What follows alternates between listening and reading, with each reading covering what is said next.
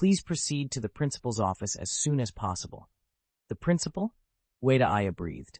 The ninja academy didn't have many truly impressive instructors. Most were ordinary chuunin, but the principal was another matter. The school had only ever had two principals, the second Hokage, Tobirama Senju, and the current third Hokage, Hiruzen Sarutobi. Even so, Hiruzen rarely visited the academy in person. Aside from the opening year speech, he handled most business at the Hokage residence. That was why Ueda Aya was startled.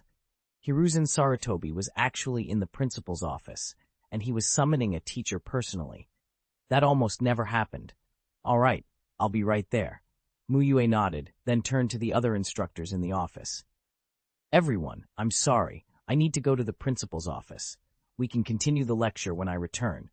No need to apologize, Teacher Habsheng. Go quickly. Don't keep the third Hokage waiting, Ikeya said, green with envy. He had been teaching for years and had never been summoned like that. He had never even stepped inside the principal's office. Still, when he thought about Mu Yue's teaching and the quality of his class's results, his envy cooled. Other first-year classes averaged around 40 to 50 points, but Mu Yue's class had soared above 70. Their practical scores were higher too, and they claimed the top 2 places in the grade, first place taken by the prodigy Uchiha Shisui. Could Ikeya have led such a class? He doubted it. Mu Yue left and made his way to the principal's office, located on the 5th and top floor of the teaching building. His own small office was on the 2nd floor. He paused at the plaque by the door, then knocked. Enter, came a dignified middle-aged voice. He opened the door. The office was simple. Bookshelves, a desk by the window, and a table with chairs near the door.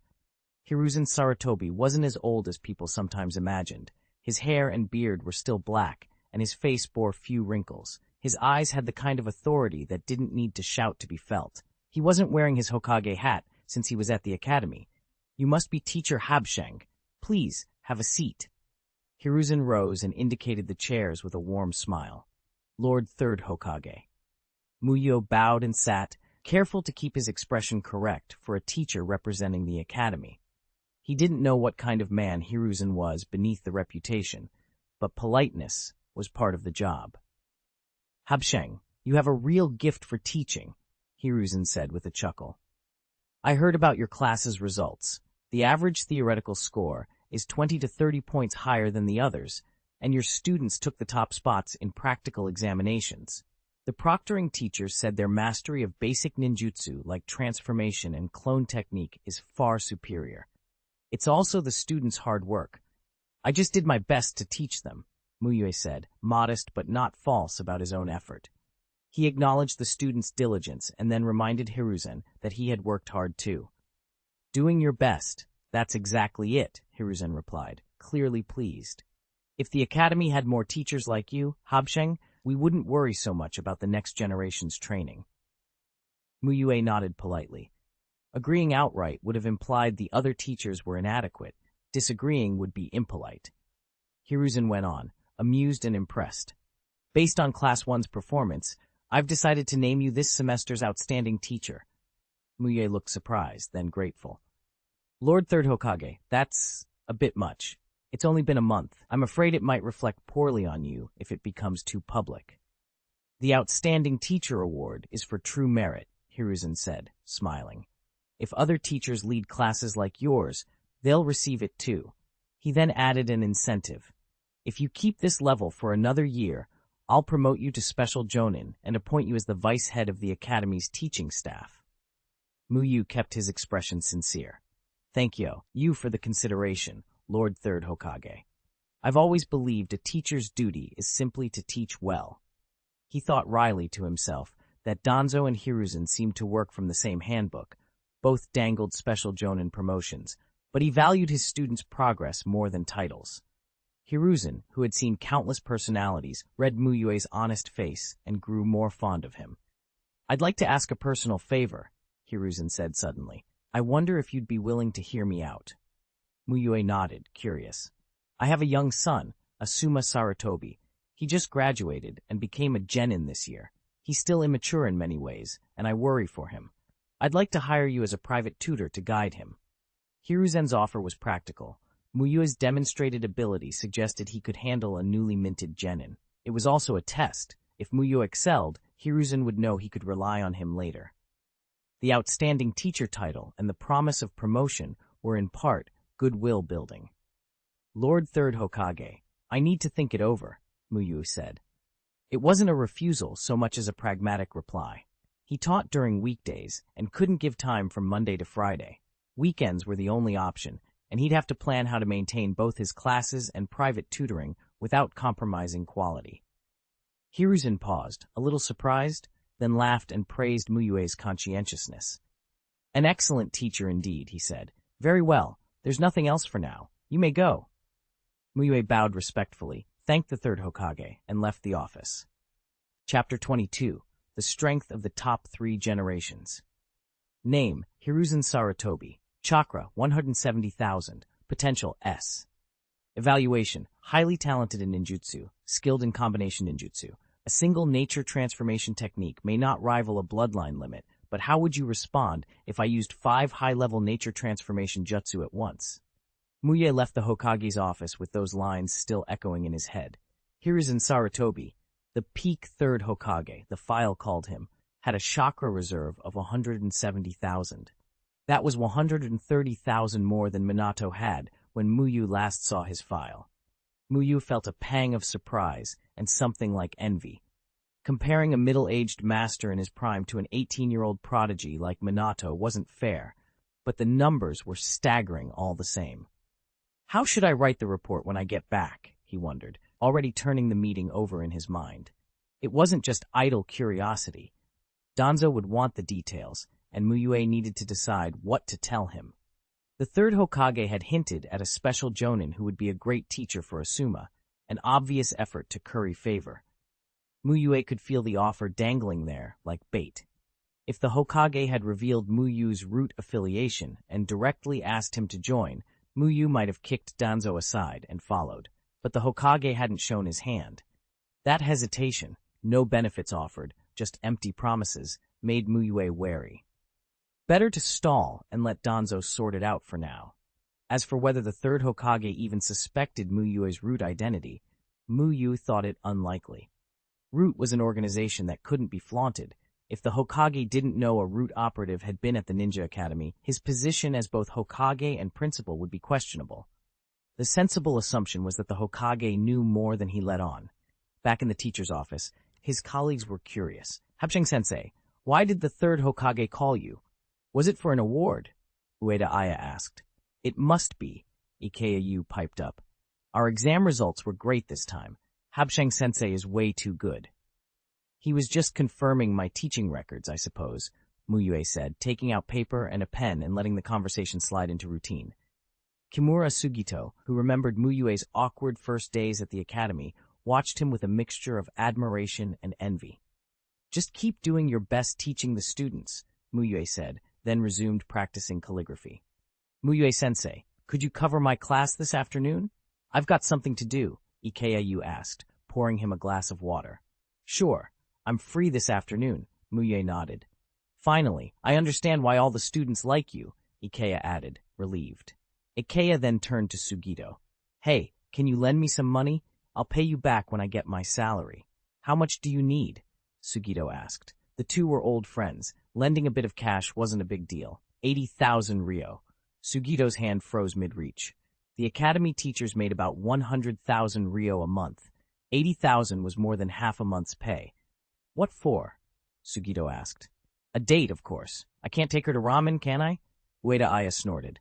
You're not spending your whole salary on dates, are you? It's for myself, too, Ikeya protested. It's not like I haven't eaten. If you were alone, would you go to those high-end places? Ueda retorted. She doesn't like you. She's using you for free meals. She even called me Brother Ikegaya the day before yesterday, Ikeya said dreamily. Brother doesn't cost anything, Ueda said flatly. I'll bankrupt you for 80,000 ryo and still call you brother. Fine. Sugito sighed and handed over the money. Ikeya thanked him and left, oblivious to Ueda's scorn. Mu Yue watched it all and mused that if the Hokage world had short videos, a series on Ikeyu's office antics would go viral, and maybe pay off Ikeya's debts. When class time came, Mu Yue went to the classroom. The students cheered as he stepped up. Great! It's Mu Yue sensei for ninjutsu Klai, Zes. After his last lesson, my transformation technique improved so much. Please teach clone technique today. Good, Obito wasn't there yet. 5 minutes into the lesson, though, Obito burst in, winded and flustered. He froze when he saw Mu Yue already at the podium. Every time Obito was late, he seemed to run into Mu Yue covering class. Wasn't that humiliating? Mu Yue sensei, Obito started.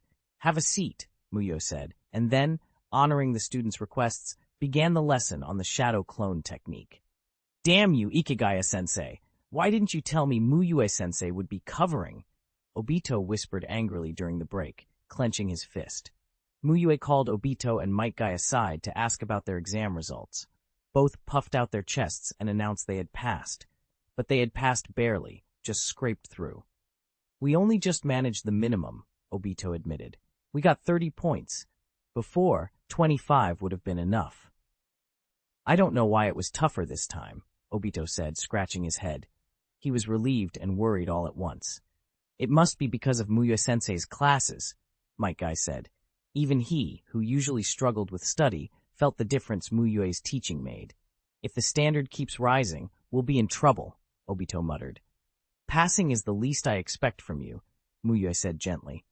If you can't pass, I'll make sure you get the training you need. His calm smile hid the stricter measures that would follow for those who failed.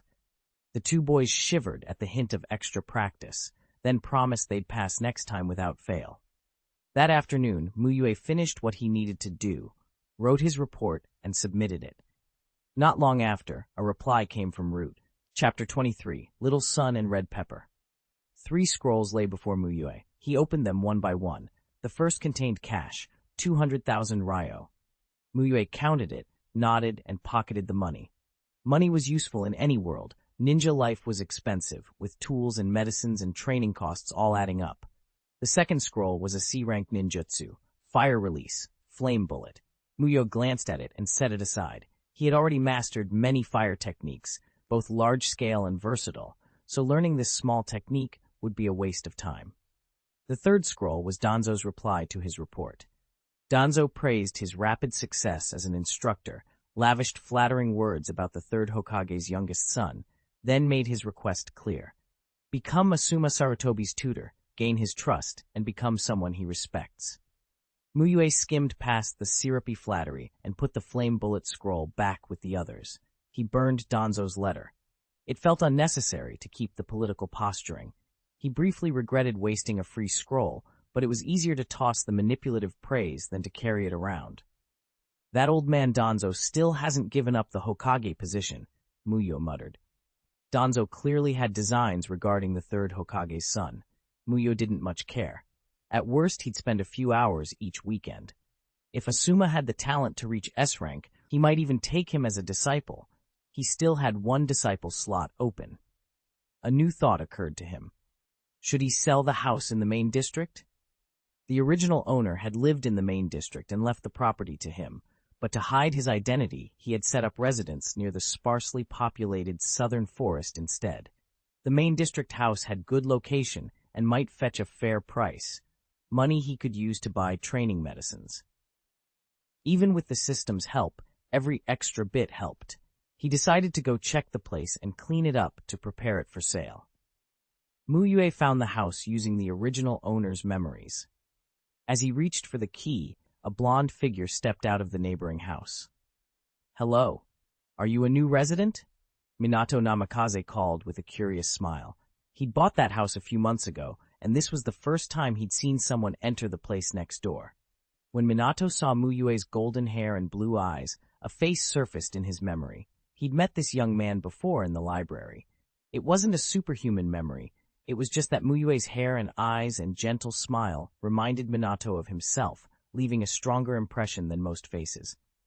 No, this is my home, Mu Yue answered with a calm smile. I moved out for a while and haven't been back much. Before Minato could reply, a lively female voice rang out. Hey Minato, you never told me you had a brother who looks just like you.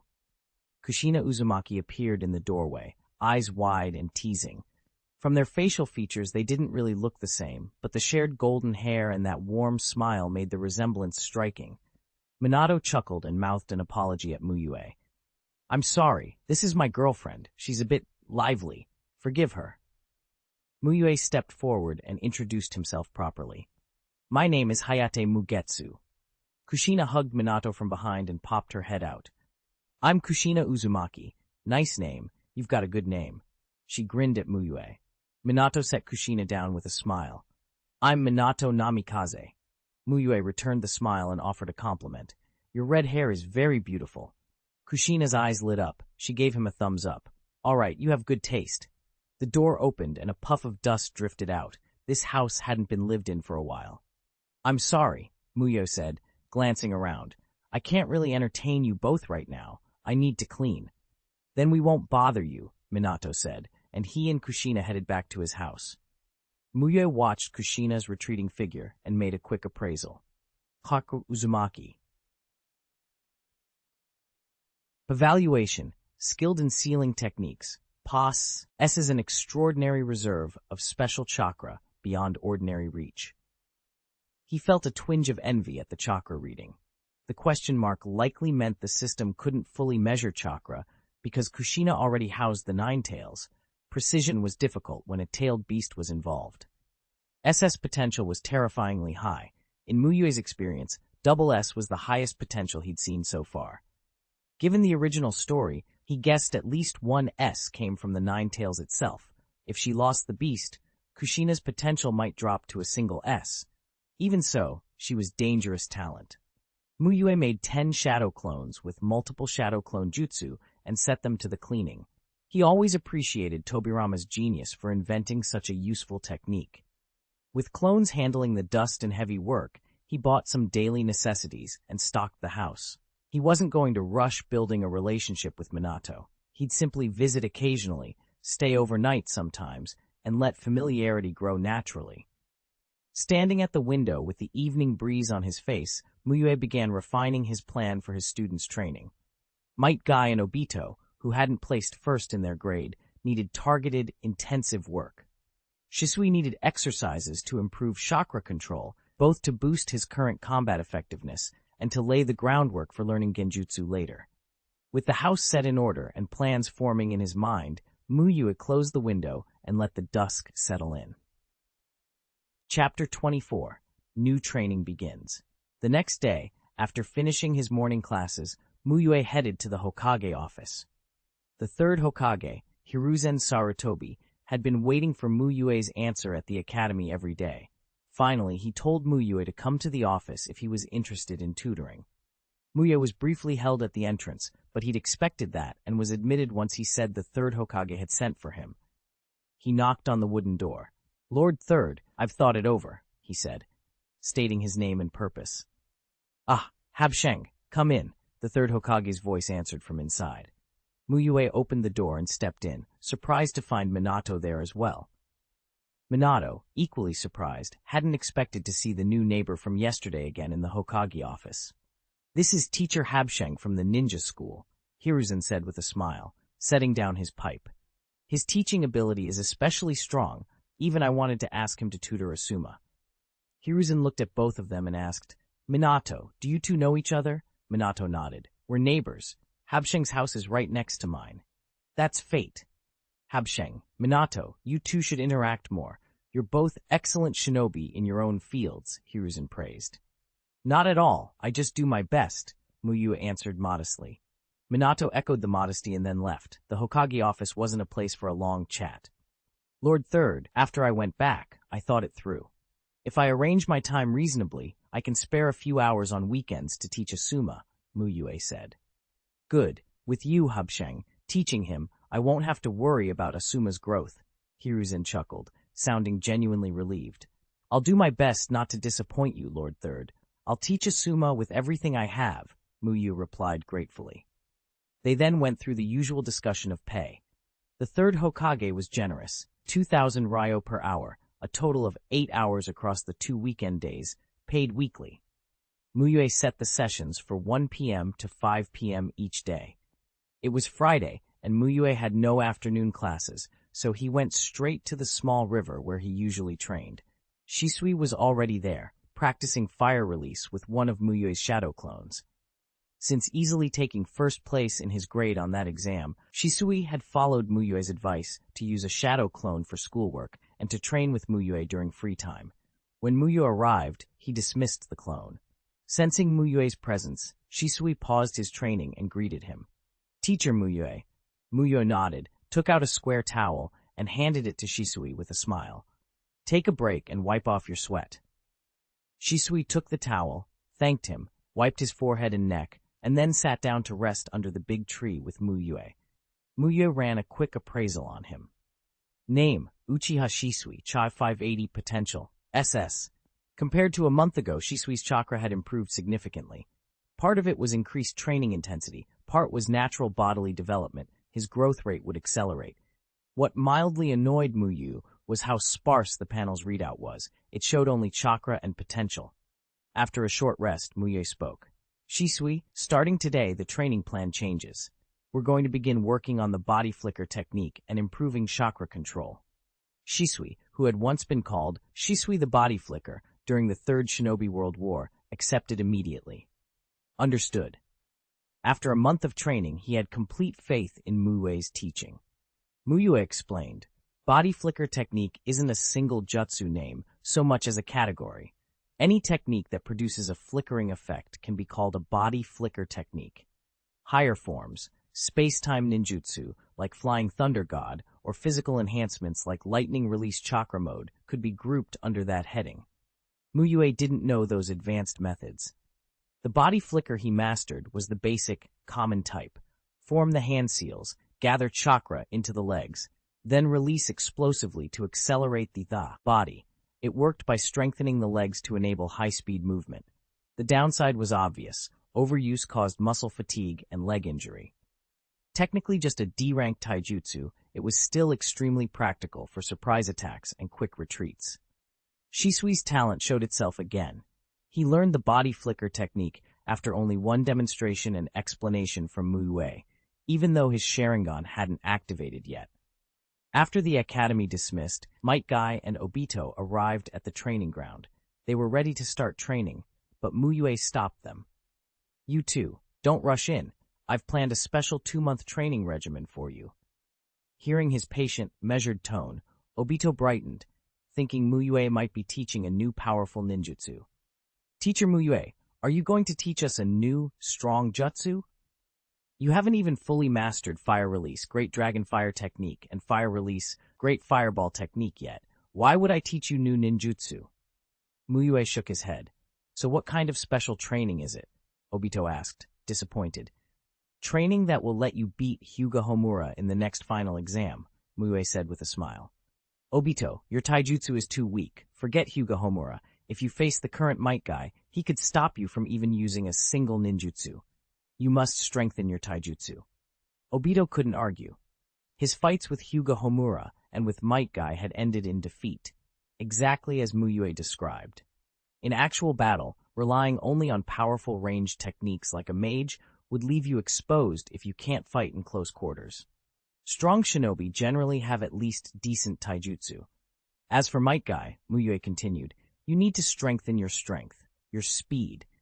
You need to become so fast that even if Hyuga Homura's Byakugan sees you, he won't have time to react. The Byakugan's observational power was formidable, but Guy didn't need to out-observe the Byakugan. He needed to outpace Hyuga Homura's reaction time. From now on, for every hour of training, you two will spend half an hour in actual combat. Only taijutsu, no ninjutsu allowed. No ninjutsu? Obito stared in disbelief. He already knew he was weak. Now he couldn't even use ninjutsu? This felt like signing up for a beating. If you don't want to be defeated by Hyuga Homura again, you shouldn't use ninjutsu, Mu Yue replied. Obito remembered the boast he had made in front of Rin Nohara.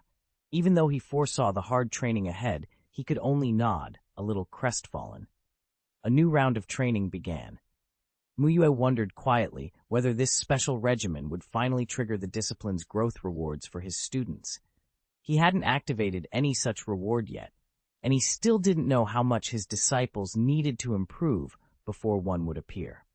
Chapter 25. Potential needs to be reasonably stimulated. On Saturday morning, Obito, Shisui, and the others began training under Mu Yue's directions. Obito started by following Mu Yue through basic taijutsu drills. After an hour, Mu Yue told him to rest, handed him a bottle of water, and unexpectedly wiped the sweat from his brow. Obito felt a chill. Mu Yue was a good teacher, but he'd never been this doting. Handing over water was normal, wiping sweat was not. "You've got a lot of untapped potential," Mu Yue said with a smile, capping Obito's half-finished bottle and setting it on the ground. No, I think my potential's already been unleashed by you, sensei," Obito squeaked, cold sweat prickling his forehead even after it had just been wiped. "You still underestimate yourself." Mu Yue shook his head. "Here's an idea. When you spar Metkai, if you get hit even once, you'll have to do extra problems during the break. That should completely unlock your potential, and if it doesn't, at least you'll improve your theory scores." "That's not good," Obito protested, suddenly sounding far more convincing than he felt. "If I'm hit hundreds of times, I don't mind doing the problems, but I'm afraid you'll get tired of making them." Mu Yue looked pleased. Just as Obito thought he might have wriggled out, Mu Yue's tone shifted. "I knew you were a good kid. I prepared a lot of problems for you in advance." He smiled and produced a thick stack of test papers. "No need to worry about running out." "Is that enough?" he asked cheerfully. "If not, I can have a shadow clone make more." "Enough, enough!" Obito frantically waved his hands. He stared at the pile in Mu Yue's hand and felt faint. The sun was bright and Mu Yue's smile warm, but a chill ran from his soles to his skull. If Mu Yue wouldn't relent directly, Obito would try a different tack, do fewer problems. He quickly winked at Metkai, silently begging him to go easy. Metkai saw the signal, flashed his brilliant white grin, and gave a relaxed thumbs up. "As for Metkai," Mu Yue continued, "if you don't land a single hit on him, you do 50 problems. For each hit you land, you do one fewer, up to a reduction of 40. Metkai's expression shifted. He gave Obito a deadly serious thumbs up. "You want me to hold back?" "No way," Obito wailed, clutching his head. He could already picture an avalanche of worksheets. "For the sake of youth, I must give it everything and drive those problems down to the minimum." Metkai declared, fired up. Obito didn't want to do problems. Metkai didn't want Obito to suffer either. The spar turned explosive. Metkai went all out, pushing well beyond 100% of his usual speed, hunting Obito. Driven by fear of the tests, Obito's hidden reserves kicked in too. After being struck more than 10 times, his movements sharpened, his reactions bettered. Mu Yue watched them progress and nodded with satisfaction. Wasn't this proof of untapped potential? When they finally exhausted themselves, the bout ended. Obito had been hit over 30 times and would owe more than 30 problems. Metkai had been struck a dozen or so times. Mu Yue was pleased. If they trained like this, he thought, perhaps in under 2 months, even Hyuga Homura wouldn't be an obstacle. "It's a pity Rin Nohara doesn't have good talent," Mu Yue mused. "If I'd taken Rin as a disciple too, it'd be easier to motivate Obito." He didn't want to attract too much attention by taking on non-disciples, though. Kakashi would have been an even better candidate. Rin might have spurred Obito by herself, but with Kakashi there too, both Obito and Metkai would push harder. Kakashi had the talent, but he'd been promoted to chuunin 2 years ago. Mu Yue doubted he'd accept a new teacher. Mu Yue stayed with them until noon, ate lunch with the 3 of them, and finally left 2 shadow clones behind. His main body went on to the 3rd Hokage's house to begin the next tutoring assignment. Because it was still working hours, Mu Yue didn't find Hiruzen Sarutobi himself. Only Hiruzen's wife, a middle-aged woman with a single ponytail, Sarutobi Biwako. "Lady Biwako," Mu Yue greeted. "You must be the sensei Habsheng Hiruzen mentioned," Biwako said, matching her husband's description to the newcomer. Mu Yue nodded. "Asuma is in the backyard," Biwako directed, then warned. "Asuma's a little rebellious. Please be patient, Sensei Habsheng. If you really can't handle him, tell me." "I have some special techniques for dealing with rebellious students," Mu Yue replied with a smile and followed her directions. In the yard, he found a boy of about 9, sprawled under a tree with a blade of grass in his mouth, looking bored to distraction. Mu Yue silently assessed him. Name, Asuma Sarutobi. Chakra, 1100 potential, A+. Mu Yue raised an eyebrow at the A+. If the boy had been S, he might have been tempted to take him on as a disciple, but A+ was only a step below. Noticing Mu Yue, Asuma spat out the grass, stayed on the ground, and asked bluntly, "You the Habsheng Mugetsu who's supposed to teach me?" Before Mu Yue could answer, Asuma added, "I'm telling you now, if you can't make me surpass the old man, meaning the third Hokage, then don't bother. Just leave." He was trying to assert the upper hand with a warning. Asuma expected arguments, persuasion, or at least a rebuttal. Instead, Mu Yue shook his head and said, "Of course not." "Then leave," Asuma waved and flopped back down. He assumed Mu Yue would try to convince him otherwise, or at worst refuse and turn it into a debate. But Mu Yue turned and began to walk away. Asuma blinked. He hadn't expected the tutor to actually walk off. Panic and a sudden practical thought hit him. If the teacher left before even starting, his mother would give him hell. Hey, don't go yet." Asuma sprang up in a single sharp movement and called Mu Yue back. Mu Yue paused, smiled faintly, and stopped. 26. What to do if the teacher is too rebellious? Please read. "You're telling me to leave, and then telling me to stay. That makes things very difficult for me," Mu Yue said, half smiling as he looked at Asuma. "Can't we discuss it? How about a compromise? I won't make such high demands, and you have to listen to me during class," Asuma countered. Not because he didn't want to learn, but because he was a little rebellious and didn't like being told what to do by his elders. No. High demands aren't the problem. It's my own lack of ability. I can't meet your demands, so I'd better leave," Mu Yue replied and began to turn away.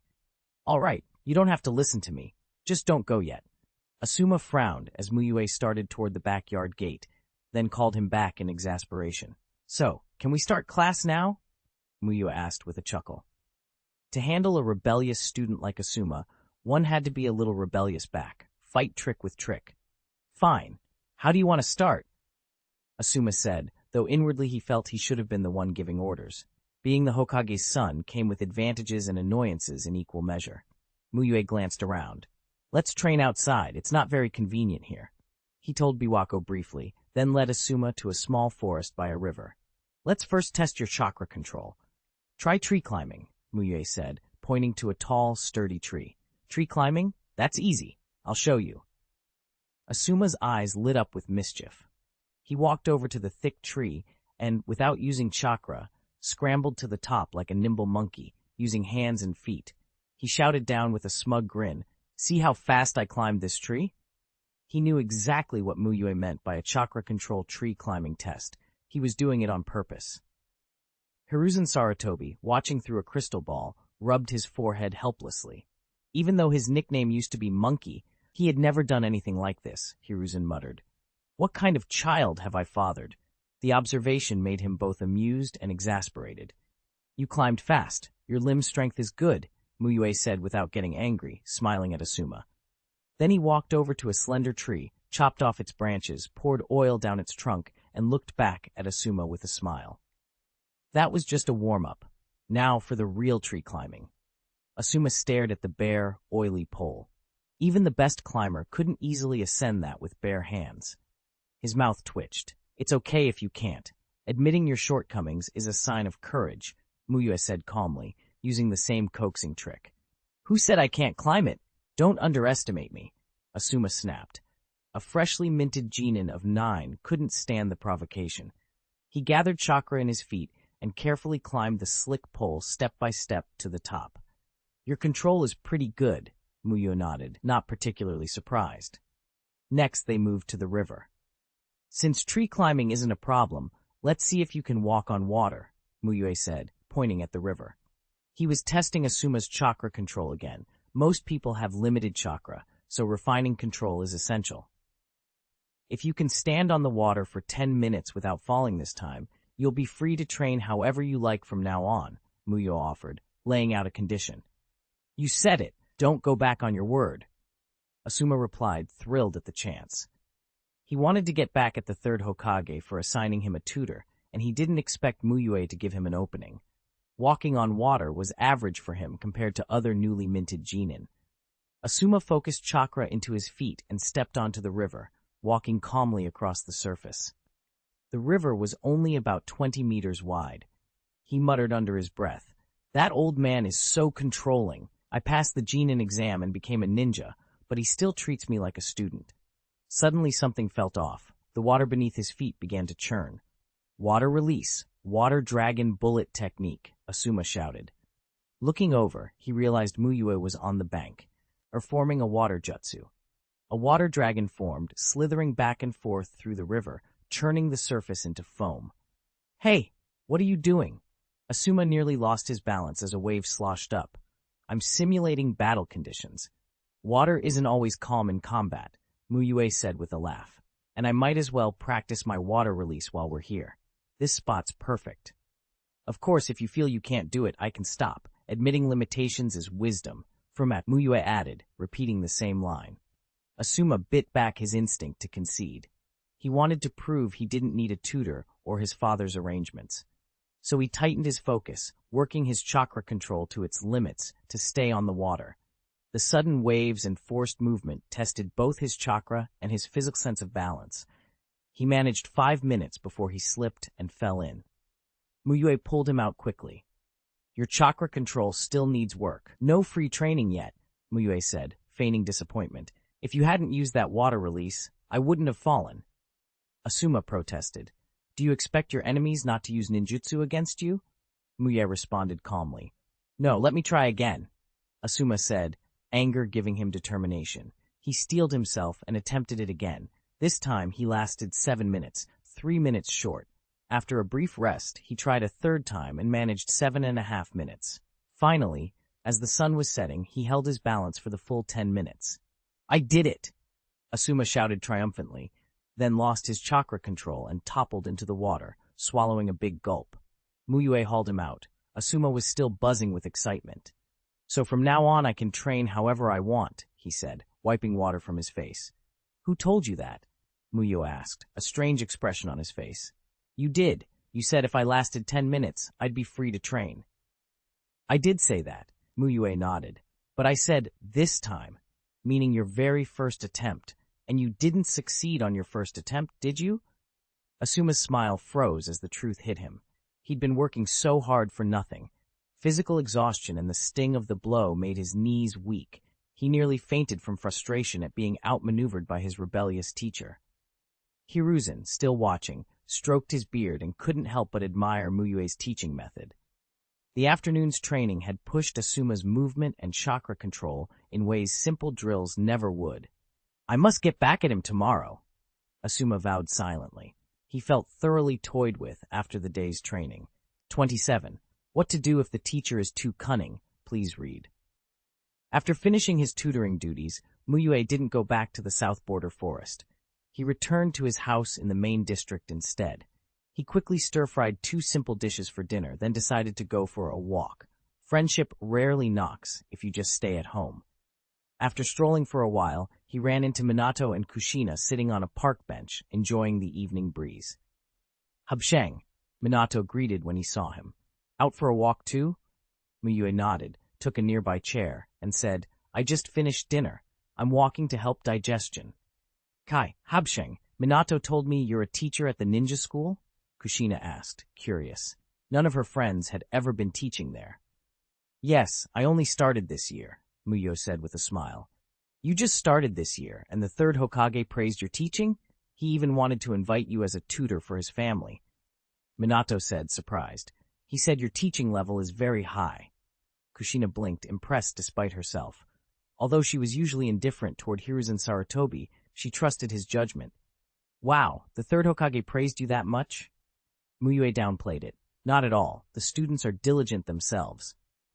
Then he added, Namikaze Jonin is really impressive. He became a Jonin so young and is already a major force in the village. Heh, of course, our Minato's the strongest, Kushina said, beaming. But I'm a Jonin too, she laughed loudly. Mu Yue looked surprised and then praised. Then Uzumaki Jonin is impressive as well. Kushina liked him more and more. If her good friend Uchiha Mikoto hadn't already been married, she swore she'd introduce her to Mu Yue. What a man, handsome like Minato, and capable enough to earn the third Hokage's praise. The 3 of them chatted for a while, and Mu Yue excused himself first. It wouldn't do to overstay his welcome while the young couple was on a walk.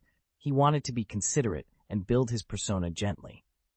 The next day, Mu Yue trained Obito and Metkai until noon, then went to Hiruzen Sarutobi's house in the afternoon to tutor Asuma. He took Asuma down to the same riverside spot as the day before.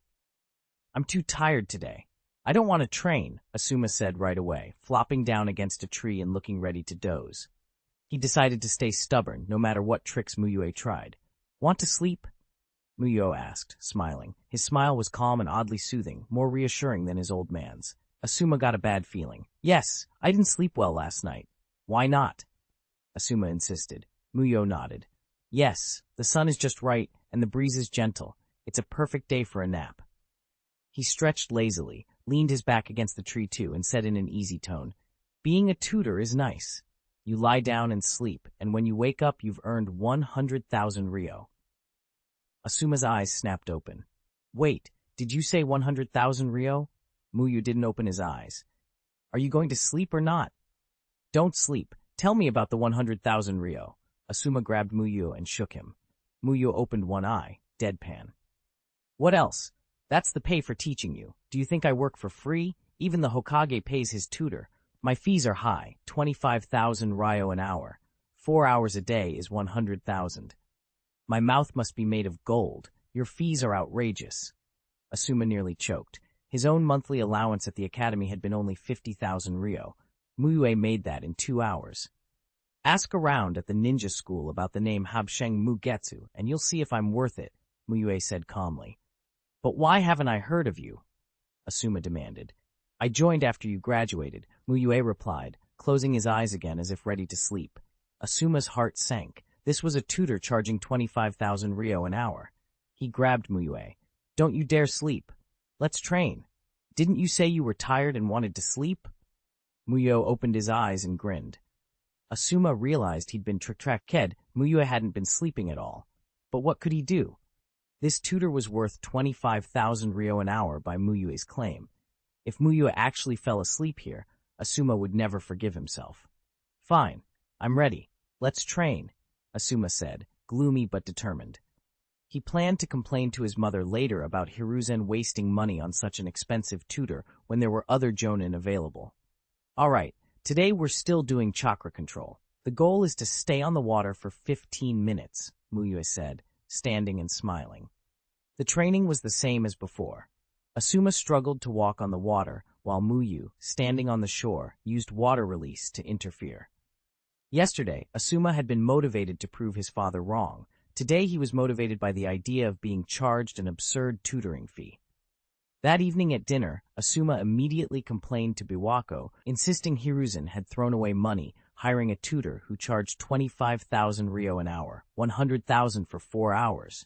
Biwako was shocked. A B-rank mission often only pays about that much for a single job. Habsheng? Hiruzen said, surprised. No, his tutoring fee is 2,000 ryo an hour. 2,000 ryo? Asuma stared at his father suspiciously. Of course. Where did you hear 25,000? Hiruzen laughed. Asuma stared. He had been conned. Rage flared, then was swallowed by hunger. He shoved food into his mouth and promised himself he wouldn't fall for Habsheng Mugetsu's tricks again next week. Chapter 28, Cultivation Tasks, Seeking Further Reading. It was Monday, in the classroom of Class 1, Grade 1 at the ninja school. Classes hadn't started yet, and only about half the students were present. Kotetsu, when are you going to introduce me to that cute girl you mentioned? Izumo Kamizuki couldn't help but ask Kotetsu Hagane. Kotetsu slapped Izumo into a headlock and growled, Introduce you to a girl? You pretended to do badly on the last exam, but ended up scoring so well. You enjoy tricking your brother, don't you? Izumo protested unfairly, insisting it had been an accident and that he'd only scored 5 points more than Kotetsu. Kotetsu finally let go, but warned that an introduction would be difficult. His annoying cousin had recently spilled some unspeakable secrets about him to Miho, and he had no face left to show. That cousin is so treacherous, rebellious, and downright evil, Izumo fumed. Anko Mitarashi, standing nearby, rolled her eyes. You're exaggerating a bit, she said. Then with a puzzled look, she added, Besides, why do you need to meet another girl? Am I not a girl? Izumo and Kotetsu fell silent, staring at each other for a beat. Finally, Izumo said, Anko, it's hard to explain, but just know we're brothers. If Anko hadn't spoken up, Izumo might truly have forgotten she was a girl. She had a habit of standing on desks and shouting at the class, and her behavior was rougher and more masculine than theirs. Still, Mu Yue, whom the students called Habsheng-sensei, stepped in. "Do you think you look like a girl?" Anko asked him bluntly. Mu Yue smiled and nodded. "Of course, and a very cute girl at that." Anko beamed, then made a face at Kotetsu and Izumo. They were left speechless. What kind of girl would ask that directly and then make a face? The morning ninjutsu theory class soon ended. Lecture valuation A. Reward: demonic illusion, tree-binding death. Mu Yue's mind immediately absorbed the learning memory and technique for this B-rank genjutsu. Another genjutsu. Now he had two to pass on to Shisui, he thought. In addition to tree-binding death, he had earlier acquired demonic illusion, hell viewing technique from lecturing. Tree-binding death created the illusion of being entangled by tree limbs, leaving the target physically immobile while their minds stayed clear, useful for interrogation. Hell viewing technique forced victims to see the most terrifying scene in their own hearts. There hadn't originally been an afternoon class, but the teacher for Class 6, 4th grade, had asked him to substitute. In that class, Mu Yue found two other ninja who had appeared in the story. Unfortunately, neither showed particularly high talent. Ebisu. He was teaching ninjutsu. Because the 4th grade was already the graduating class during this special period, Mu Yue focused on the clone technique, the usual graduation exam subject. "So it's true, Habsheng-sensei really is good at teaching," one student murmured. "Those clones aren't like I thought. If our ninjutsu teacher hadn't been sick today, we wouldn't have gotten Habsheng-sensei's class," another added. "Can we transfer into Habsheng-sensei's class? If someone like this taught us every day, we'd definitely master the 3 basic ninjutsu." "I don't think so. He only teaches one first-grade class," came a reply. Having learned systematically how to teach, enjoying the blessing of teaching skills, and carrying a vast amount of ninja knowledge in his head, Mu Yue's teaching quality stood out compared to ordinary chuunin instructors. The students in Class 6, 4th grade, finally understood why the classes they'd heard about were so highly praised. He truly was excellent. But the praise didn't make Mu Yue complacent. He knew why his classes felt different. For one, the ninja school's educational environment was somewhat distorted. What kind of ninja took a teaching post at the academy? Mu Yue didn't know the full history, but in the present Konoha Academy, only those who felt their strength could stop at that level became teachers. The salary was enough to live comfortably, but not enough to support serious ninja training and growth. So most ambitious young ninja did missions to earn money and train, instead of becoming academy instructors. That produced a teaching staff of middling strength and little drive. Unless an instructor had a strong sense of responsibility, they rarely studied teaching seriously. Many were just marking time. Mu Yue suspected Konoha's higher-ups were aware, which was why squad leaders existed to provide small group re-education after graduation. Still, as a small teacher, Mu Yue could only control his own teaching quality. Lecture completed evaluation A, Rate Fireball Technique. Mu Yue noticed a pattern. This was the 3rd time the Great Fireball Technique had come to him. The steady stream of cultivation memories convinced him that his Great Fireball Technique was now at the system's proficient level. After school, Mu Yue and his students gathered at their usual training ground. "Mu Yue-sensei, this is a once-in-a-lifetime request. Please, you have to agree." Obito Uchiha ran up first, clasped his hands, bowed and pleaded before training even began. "You haven't said what you want yet. How can I agree?" Mu Yue replied, guessing what Obito might be after. "I want you to teach me a powerful fire-release ninjutsu so I can win first place in the youth ninjutsu competition," Obito said earnestly. Obito had entered the competition before. He'd assumed his great fireball technique would net him first place, but he'd been beaten by the super genius Kakashi. Now the competition was being held again, and Obito wanted a rematch. He intended to invite Kakashi and finally settle it, but he felt insecure. The fire release, Great Dragon Fire technique was practical but not flashy. His Great Fireball technique, despite its grand name, often felt underwhelming. That didn't matter much. He trusted Mu Yue. Disposable has set a cultivation mission, win first place in the youth ninjutsu competition. Reward, determined by mission completion and strength growth during the mission period. 3 notification windows popped up on Mu Yue's system panel. Mu Yue fell into thought as he read the 3 sudden messages. He hadn't expected the master-disciple system to include cultivation missions. Why hadn't it appeared earlier when he'd planned training before? Maybe those missions only trigger when a disciple is involved. Even so, some missions should have appeared earlier, like the one Obito wanted to win first place in actual combat. Mu Yue guessed the missions must have a lot of trigger conditions, perhaps tied to trust level or other factors. Since this was the first time it had activated, he couldn't be sure of all the conditions. The only thing he was certain of was that the disciple who triggers a mission must have a strong enough desire to accomplish the mission's goal. Looking at Obito's eager, pleading eyes, Mu Yue felt sure of that. Mu Yue-sensei, please agree just this once. If I get first place, I'll do the tasks you give me twice over, and from now on, I'll follow all your training plans, Obito begged. He still couldn't forget how badly he'd been outdone by Kakashi in front of Rin during the last competition.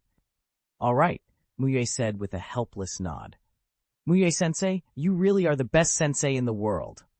Obito gushed when he got the approval.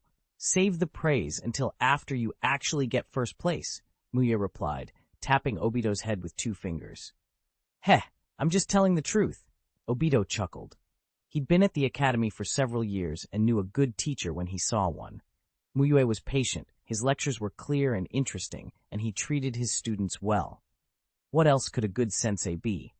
So, Mu Yue-sensei, what ninjutsu will you teach me? Obito asked with curiosity. Fire release, great fireball technique, Mu Yue said. I already know the great fireball technique. I used it in the last competition and only got 20 points. Obito replied, scratching his head. In the last contest, his great fireball had scored him 20 points and briefly put him in first, until Kakashi demonstrated earth release, earth motion, controlling the entire field and scoring a perfect 30. Don't you want something with real power? Among the fire release techniques you can learn now, the great fireball technique has the most raw force, Mu Yue said, then walked down to the river and quickly formed hand seals. Fire release, great fireball technique. Mu Yue gathered a vast amount of chakra and, through nature transformation, converted it all into roaring flame. He expelled it in one long breath, sending forth a searing fireball 10 meters tall. Standing before that colossal sphere of fire, even the 1.8-meter-tall Mu Yue looked small. Obito, Shisui, and the others gaped in shock. It's even stronger than the last time I saw it. What is Mu Yue-sensei's true strength? Shisui thought, remembering the first time he'd snuck a look at Mu Yue practicing the same technique. That earlier display had been shocking. This was beyond shocking. Shisui instantly felt Mu Yue's strength was unfathomable. Perhaps he hadn't even used his full power. This is the great fireball technique? Obito stood dumbfounded in front of a fireball taller than his house. Compared with Shisui's memory of the technique, Obito's own recent attempt was barely more than a spark. It's so big. If I run into this kind of ninjutsu, I'll need to be faster and stronger, Metkai said, staring up at the inferno. The gigantic fireball slammed into the river, vaporizing huge amounts of water and producing a burst of white mist that swirled over the area. Mu Yue followed with a wind release to disperse the steam. He exhaled lightly and smiled at Obito. How is it? Is the great fireball's power enough for you? Enough, enough! It's overwhelmingly mighty. Obito nodded like an eager chick. If his great fireball could be even a quarter of Mu Yue's size, he thought he could win the competition. Of course, Mu Yue thought this form of the technique was spectacular, but it had cost him a great deal of chakra. The demonstration had burned up 1,000 points of his chakra. In a real fight at the same level, such a massive great fireball would be impractical, hard to land on a target, and ridiculously chakra-draining. Mu Yue remembered a ridiculous stat from his previous life. Someone had tracked over 700 episodes and found that no matter who used the great fireball technique, it never hit a humanoid target. With a record like that, it was no wonder people joked it was the ninjutsu that can't hit anyone. Then you try, Mu Yue told Obito. Okay. Obito hurried to the river, formed the seals, and blew out his fire. Embarrassingly, his great fireball was only the size of 2 human heads, an enormous gulf between his effort and Mu Yue's demonstration. Obito, don't worry, even a small. Metkai began. Metkai, spare me. Obito cut him off, uninterested in the consolation. Do you know why your great fireball is so different from mine? Mu Yue asked. Because I haven't mastered it well?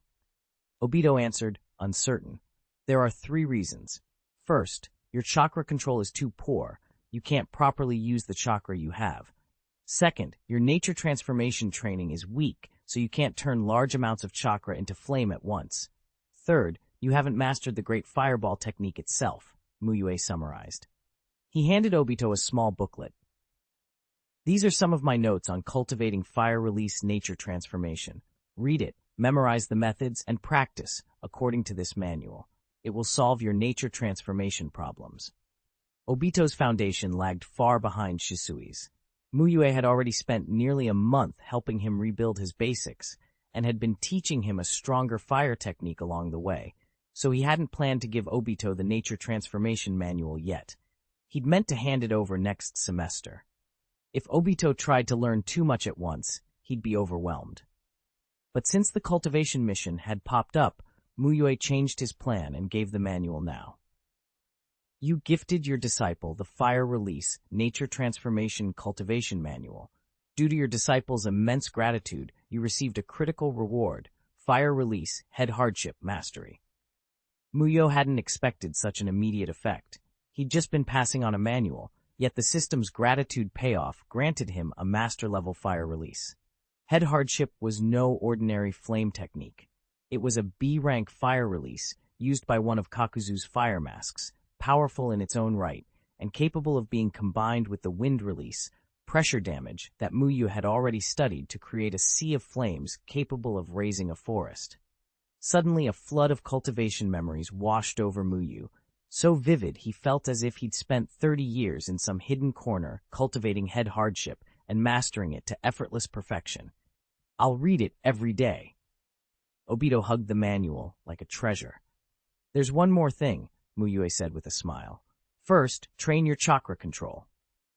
Once Obito finished the basic tree climbing and water walking training, he would begin the intensified water walking regimen Mu Yue had devised based on Asuma's methods. Though Obito didn't know the details, he remembered those brutal weekend trainings and knew they would be painful, but effective. He'd asked for this challenge himself, so all he could do was square his shoulders and accept it. Tomorrow I'll start, Obito said, determined. The first step toward changing his fate, and the fate of that little book, began now. Mu Yue first had Obito try tree climbing. The eastern forest outside Konoha was full of trees. 10 meters tall was common, and 20-meterers were plentiful. Mu Yue pointed to one and told Obito to concentrate chakra in his feet and climb. Obito nodded, inhaled deeply, focused chakra into his soles, and shot upward. He made it about 10 meters in one leap, then lost control on the next step, left a footprint on the trunk, and came tumbling down. Mu Yue leapt up and caught him, nodding to himself. Not Asuma level, but acceptable. At least Obito didn't fall helplessly after only a few steps. There wasn't anything mystical about this training. Tree climbing was just repetitive practice.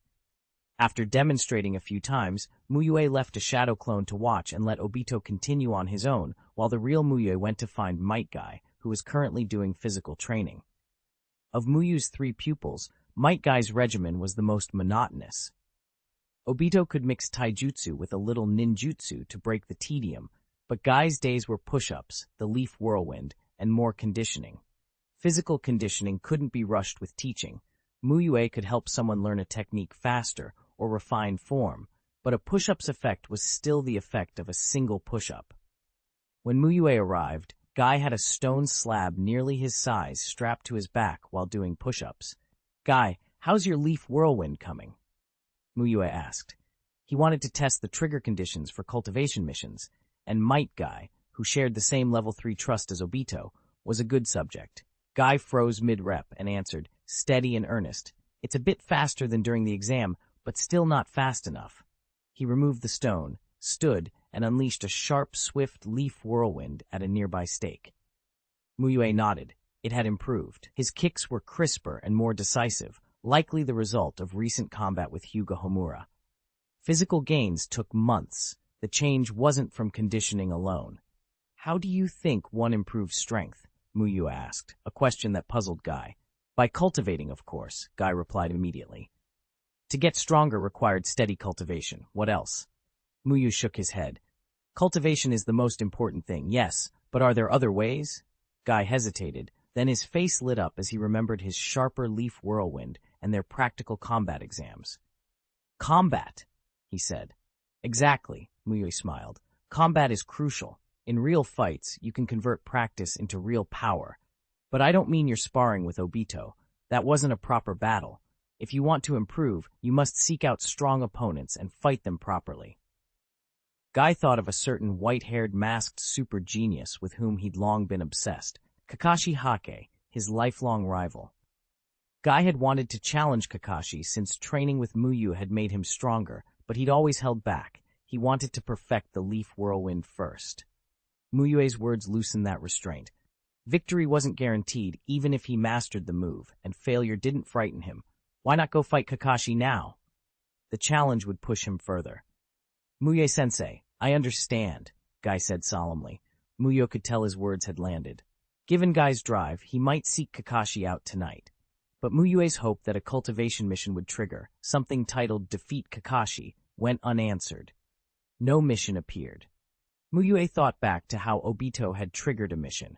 Obito had pleaded, almost desperate, telling Mu Yue he absolutely needed help and could only succeed if Mu Yue taught him powerful fire release.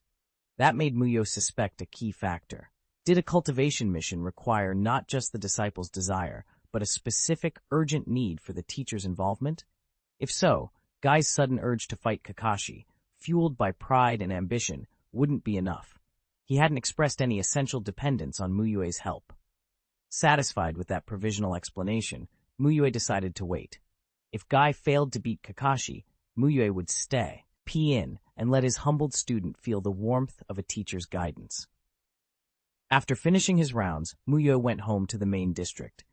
After dinner, he went to the park where he'd last met Minato and Kushina, and found them there again. People from the neighborhood must like that spot. Neither seemed surprised to see him. You left so quickly before, Kushina said, remembering. Did the third Hokage ask you to tutor someone? Did you accept? Mu Yue nodded. I did. Kushina's curiosity sparked. That child's a bit rebellious. He won't even listen to the third. Will he listen to you? Mu Yue smiled and told them about training Asuma. Kushina found it amusing, especially the bit where Asuma tried to slack off the next day and was tricked into training until he was exhausted. The third Hokage really could have such a foolish son, she laughed. Minato was surprised and impressed by Mu Yue's methods, how he could get a reluctant student to cooperate and finish his training. They traded questions and stories, and the conversations stayed warm and easy. After spending time easing into friendship, Mu Yue felt he might naturally reveal his interest in sealing techniques and cursed seals in future conversations. Chapter 31, 5-Element Ninja. You're here. I'm here. You shouldn't have come. I'm already here. Even the usually composed Kakashi couldn't hide his frustration as he glared at Metkai, who had somehow managed to barge into the bathroom. Get out. It's bad enough you broke into my house, but then you barged into the bath too. What are you trying to do, Metkai? For a battle full of youth and passion, Metkai declared, striking a heroic pose and giving Kakashi a thumbs up. Kakashi stared at him. If he didn't still have soap suds on him, he would have given that smug face a flying kick right then and there. Who storms someone else's bath in the middle of the night just to challenge them? At least wait until I finish my bath, Kakashi snapped. As expected of my rival, you've accepted the challenge. I'll wait outside. Metkai beamed, his 2 rows of gleaming teeth almost blinding in the light. Kakashi rubbed his forehead. He'd once thought his father's judgment about Metkai might be right, that Guy could someday be a worthy rival. But moments like this made him doubt that optimism. Still, if Metkai wanted to fight, fine. It would be good for Guy to see the gap between them clearly. Kakashi hurried through his bath, dressed, and went outside. "Let's settle this now," Might Guy cried, brimming with energy. "Taijutsu?" Kakashi asked. Might Guy had challenged him in all sorts of ways since they were little: shuriken contests, races, fights. Kakashi wanted to know the rules this time. "Use your full strength. Treat this as a real battle," Might Guy replied seriously. "If I go all out, you won't stand a chance," Kakashi warned. He'd been a chuunin for 2 years. Might Guy was still at the academy. "I'm absolutely sure," Guy grinned. "Then be careful." Kakashi produced 4 shuriken and launched them toward Might Guy. Guy dodged, but Kakashi had already closed the distance and swung a punch. Leaf whirlwind. Might Guy spun a kick that slammed into Kakashi's fist. Both were pushed back several steps. Kakashi's eyes narrowed in surprise. Guy had reacted faster than he'd expected. He'd already seen improvement since their last Taijutsu match 2 months earlier. "How about that, Kakashi? I'm stronger, right?" Might Guy laughed. "You'll see," Kakashi said coolly. He formed hand signs and split himself into 4 shadow clones. Those clones then formed their own signs and multiplied into dozens of Kakashis. So many Kakashis! Might Guy blinked at the sudden flood of opponents. He charged forward and used Leaf Whirlwind to knock down more than a dozen Kakashis at once, but they were only illusions. The remaining clones attacked. As Guy scrambled to respond, the ground under him suddenly grabbed his foot.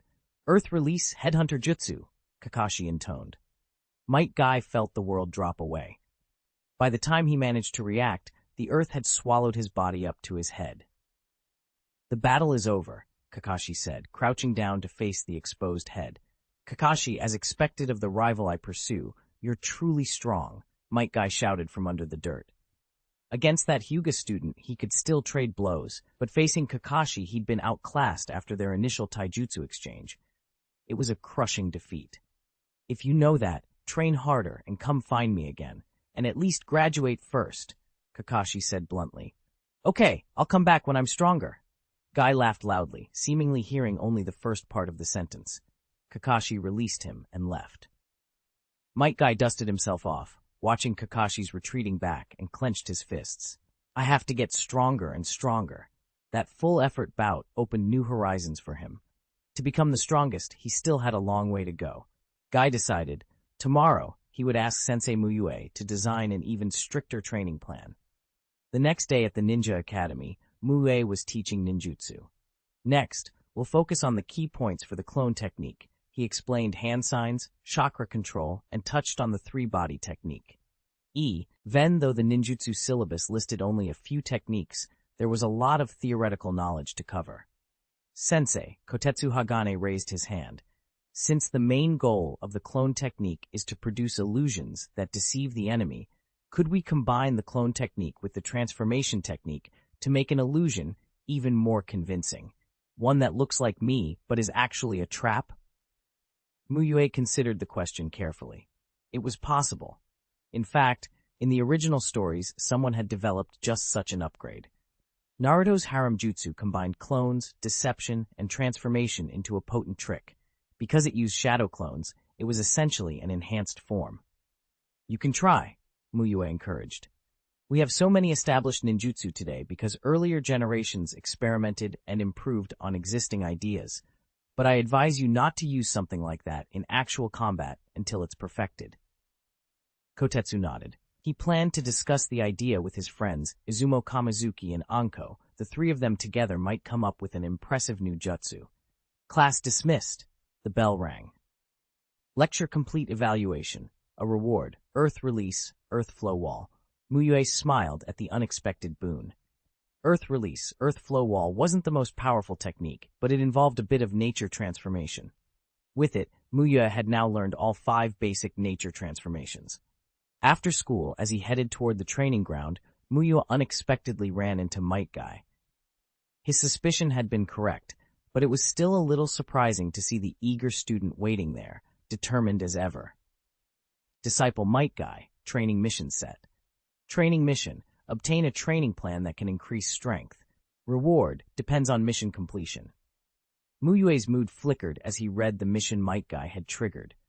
He had expected something like, defeat Kakashi, not obtain a training plan. Could that even be called a training mission? He thought it through. The content of a disciple's training mission seemed to be driven by the disciple's own thoughts. Obito, for example, had felt he couldn't win first place in the youth ninjutsu competition with his current level, so his mission had been to take first place. When Obito learned the tournament was only 2 weeks away, he reasoned that only with Mu Yue's help could he make it. Might Guy, on the other hand, wanted to beat Kakashi, but wasn't desperate or convinced he needed Mu Yue's help to do it. They'd known each other only a month, and Guy might have felt uneasy about imposing. Those reasons together explained why Might Guy's mission was so odd. "Teacher, I'll trouble you for the training plan," Might Guy said with sincere gratitude. "No trouble at all. Seeing you so eager to become stronger makes me happy," Mu Yue replied, patting Guy's head. For a teacher, a student getting stronger is the best reward. He meant it, was genuine, and Might Guy sensed it. Maybe he should lean on Mu Yue more. They walked to the training ground together. Obito was nearly done with his tree-climbing practice and would soon start water walking. Might Guy was doing brute physical training, drilling through exercise after exercise.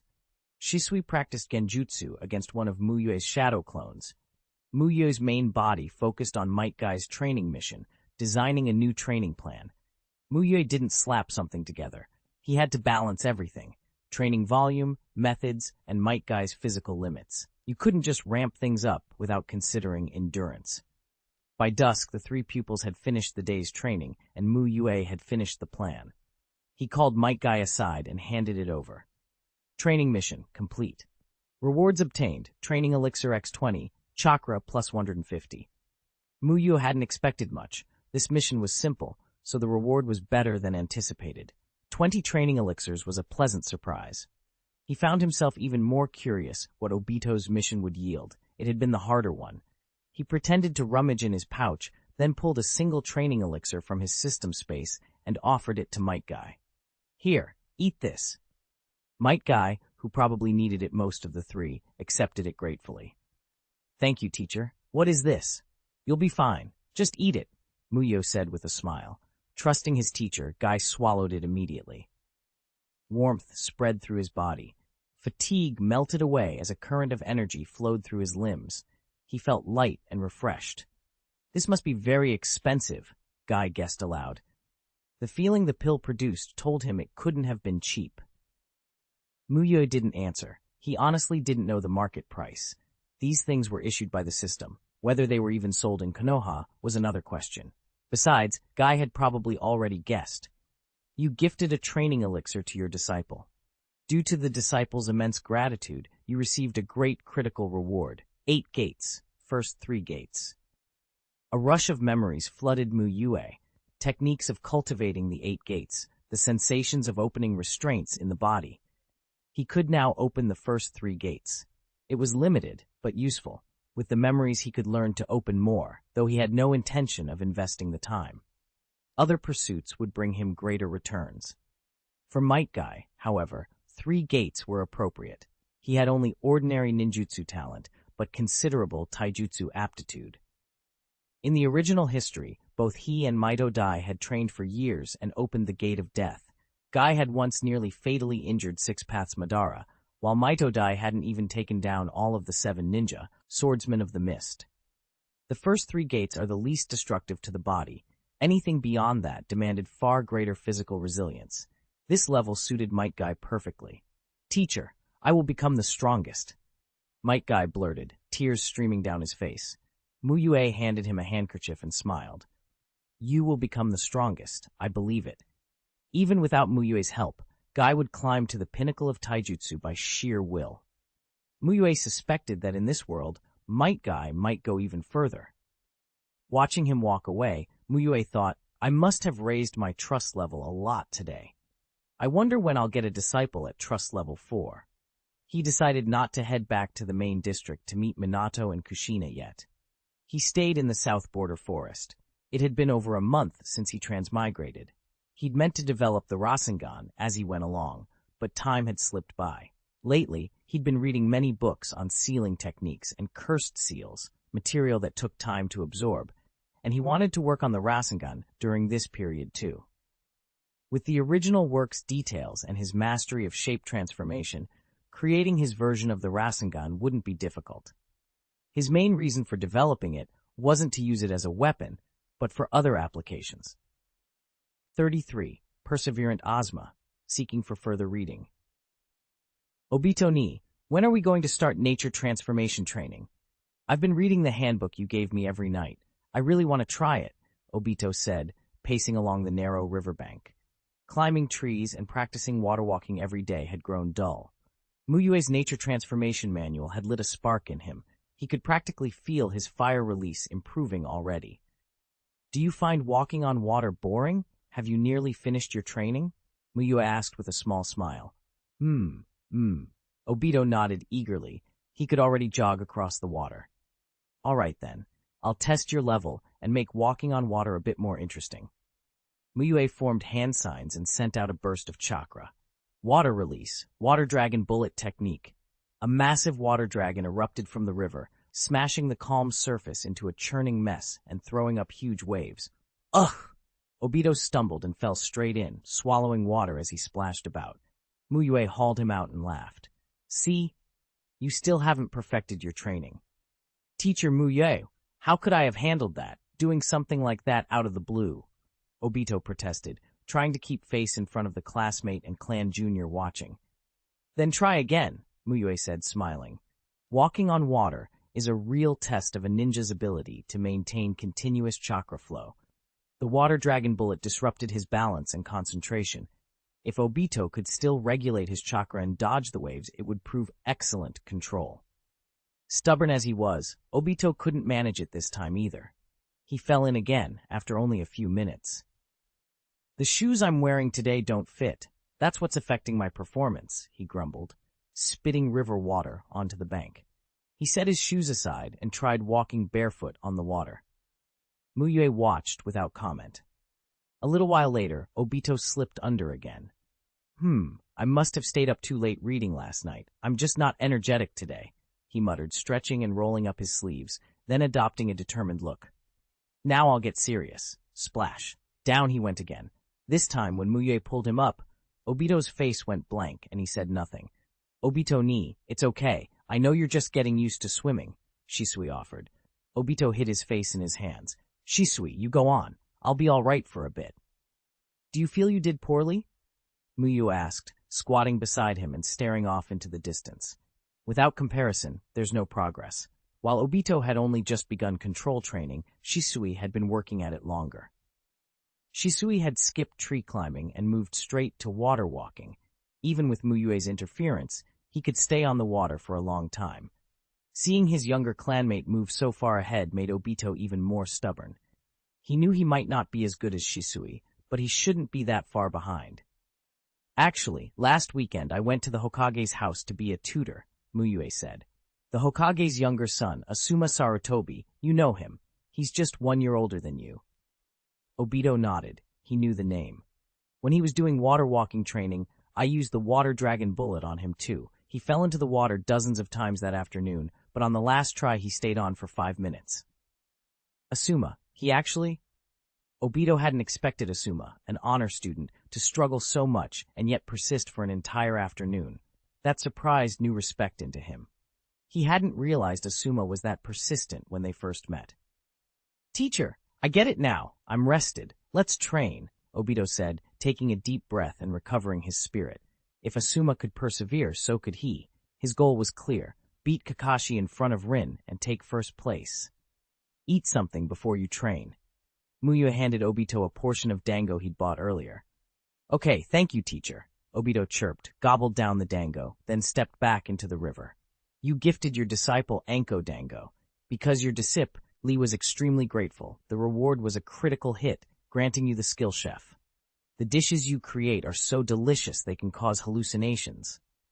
It actually popped a skill, and a life skill at that, Mu Yue thought, surprised. Teaching rewards could be random. Last time Metkai had somehow unlocked water nature transformation mastery, but a chef skill was unexpected. Still, he was pleased. Being a great cook was a huge advantage. If he'd had this skill earlier, he could have feigned broken cooking equipment at home and gone over to Minato's to cook, showing off his skills. Maybe Kushina and Minato would have befriended him sooner. It would also boost his disciples' favorability quickly.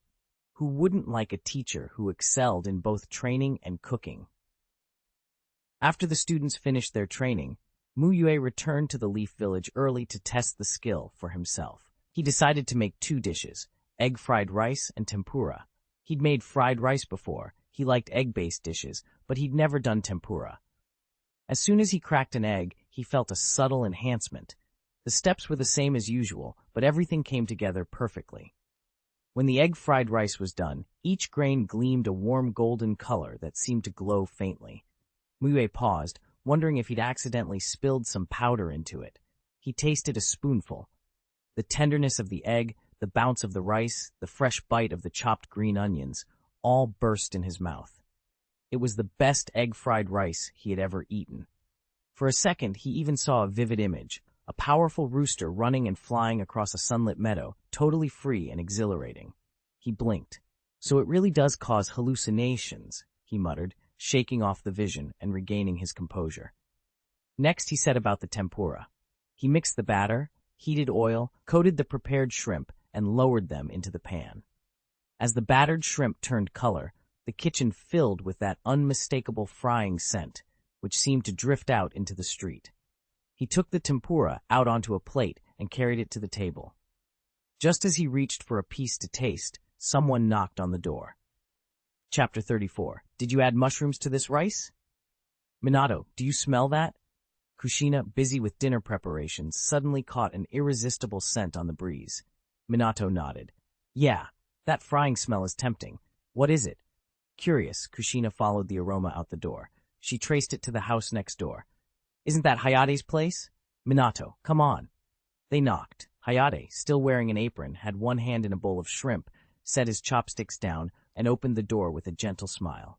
You making dinner, Sensei? Kushina asked eagerly. No trouble at all, Minato said politely, eyeing the apron. Hayate waved them in. Kushina followed the scent straight to the table and stopped short. A plate of lightly golden tempura sat there, and something else, fried rice, wafted through the room. Her eyes lit up. Hayate, you're hiding a chef's skill. I could smell the tempura from next door. I'm no great cook, Hayate said modestly as he filled 2 glasses of water. I just get used to cooking for myself. He set out cutlery. Help yourselves. Kushina couldn't wait. May I? Hayate smiled and picked up a piece of tempura for himself. Kushina pressed her hands together theatrically. Thank you. She brought a steaming, crispy piece to her mouth. The first bite was a revelation. The batter crackled. The shrimp inside was moist and tender. For a moment, Kushina felt transported, like she'd slipped into a vivid dream of swimming freely in a vast blue ocean. She blinked and jostled herself back to reality. Hayate, how did you make this tempura? You didn't add any weird-colored mushrooms, did you? Hayate laughed and quickly explained his simple method. Meanwhile, Minato had tried the fried rice and gone oddly quiet. Kushina nudged him. Minato, you okay? Minato blinked. It felt like I was suddenly a wild chicken in the mountains after eating that rice. Kushina looked at the fried rice. Each grain was plump and bright, almost glowing golden. She'd been so focused on the tempura she'd hardly noticed it. This is the best fried rice I've ever tasted, Minato admitted, scooping up 2 more spoonfuls. Kushina tried the rice while Minato tried another piece of tempura. Both reactions returned, surprise, delight, and a strange feeling of being briefly elsewhere. Hayate, have you developed some ninjutsu that makes food taste amazing? Kushina joked. If you ever open a restaurant, call me. I'll be your first customer. If you like it, come over more often, Hayate said with a smile. It gets a bit lonely here. Kushina brightened. We'll return the favor. Minato and I can cook for you too, though it won't be anywhere near as good. After they left, Hayate thought to himself that this new little talent was useful. It had quickly turned into shared meals and company. He even brought down some books from upstairs, small steps toward showing the interests he'd kept to himself. With Hayate's encouragement, and Asuma setting an example, Obito was motivated. By Saturday, he'd nearly finished his control training and was ready to move on to nature transformation. Hayate was back to tutoring. You liar! Asuma burst out at Hayate when he arrived. He'd trained so hard last week that he'd collapsed from exhaustion, and it wasn't long before resentment bubbled up. "What did I lie about?" Hayate asked casually. "You told me your fee was 25,000 ryo an hour, but it's clearly 2,000, Asuma accused. "Did you lose anything? Did you actually pay 25,000? Hayate asked, grinning. Asuma stammered, then suddenly realized he hadn't actually handed over some exorbitant sum. Hayate continued, quick on the numbers as always. "You thought you'd spent 200,000 ryo, but in fact you only spent 16,000 ryo. That's a saving of 184,000 ryo. You should be thanking me." Asuma frowned, thought it through, and his anger dissolved into bewildered acceptance. "Fine, then, let's start training." Asuma still felt uneasy. Something about the whole exchange, he didn't sit right, but he pushed the feeling aside and followed Hayate to begin the next session. Chapter 35. Smart Asuma. "No, even if the money wasn't paid to me, it's still our family's. How can that count as earning money?" Asuma snapped, making his position clear. "Then you're truly brilliant." Mu Yue smiled. Even with the praise, Asuma felt a strange, inexpressible mix of emotions. He leaned back against the tree and surrendered. "Whatever, go resign to the old man. I don't need a tutor." "If you don't want me to teach you, why not just not follow me, or tell the third Hokage and the others?" Mu Yue suggested calmly. "Do you think I'm stupid?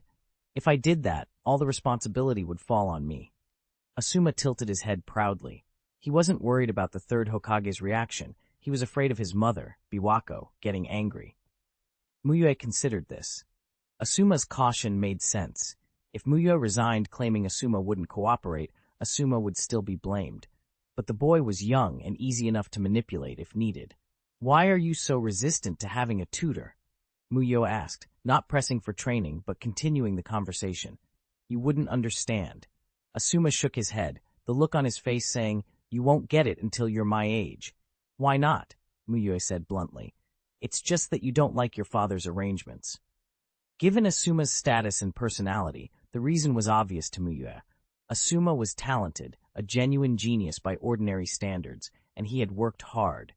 But being the third Hokage's son meant every achievement could be shrugged off with, as expected of the third Hokage's child. Effort became expected. Any lapse would be criticized. It was easy to see why resentment could build between Asuma and his father. After graduating and becoming a ninja, Asuma still had a tutor. It made him feel underestimated.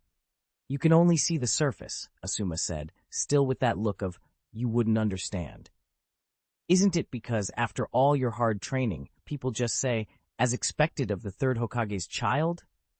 Mu Yue said with a chuckle. Asuma's face changed instantly. His eyes widened with a kind of alarm. Nobody had ever put that into words for him. Mu Yue's blunt phrase felt like a tear in his chest, exposing a vulnerability he had kept hidden.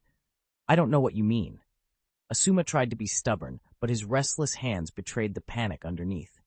"If you want to prove yourself, you should accept a tutor all the more. Strengthen your power and prove it with strength," Mu Yue continued. "Right now, you can hardly be called outstanding." First, Mu Yue exposed Asuma's inner thoughts, and then he dismissed Asuma's current level outright. Asuma flared up. "I was often first in my class at the ninja school. How could I not be excellent?" Mu Yue smiled. "Do you think you couldn't lose to a student who just started ninja school right now?" Asuma laughed in anger. A beginner? He wasn't afraid, even if it were Kakashi when he just started. "Fine, bring one. If I lose, I'll listen to whatever you say from now on."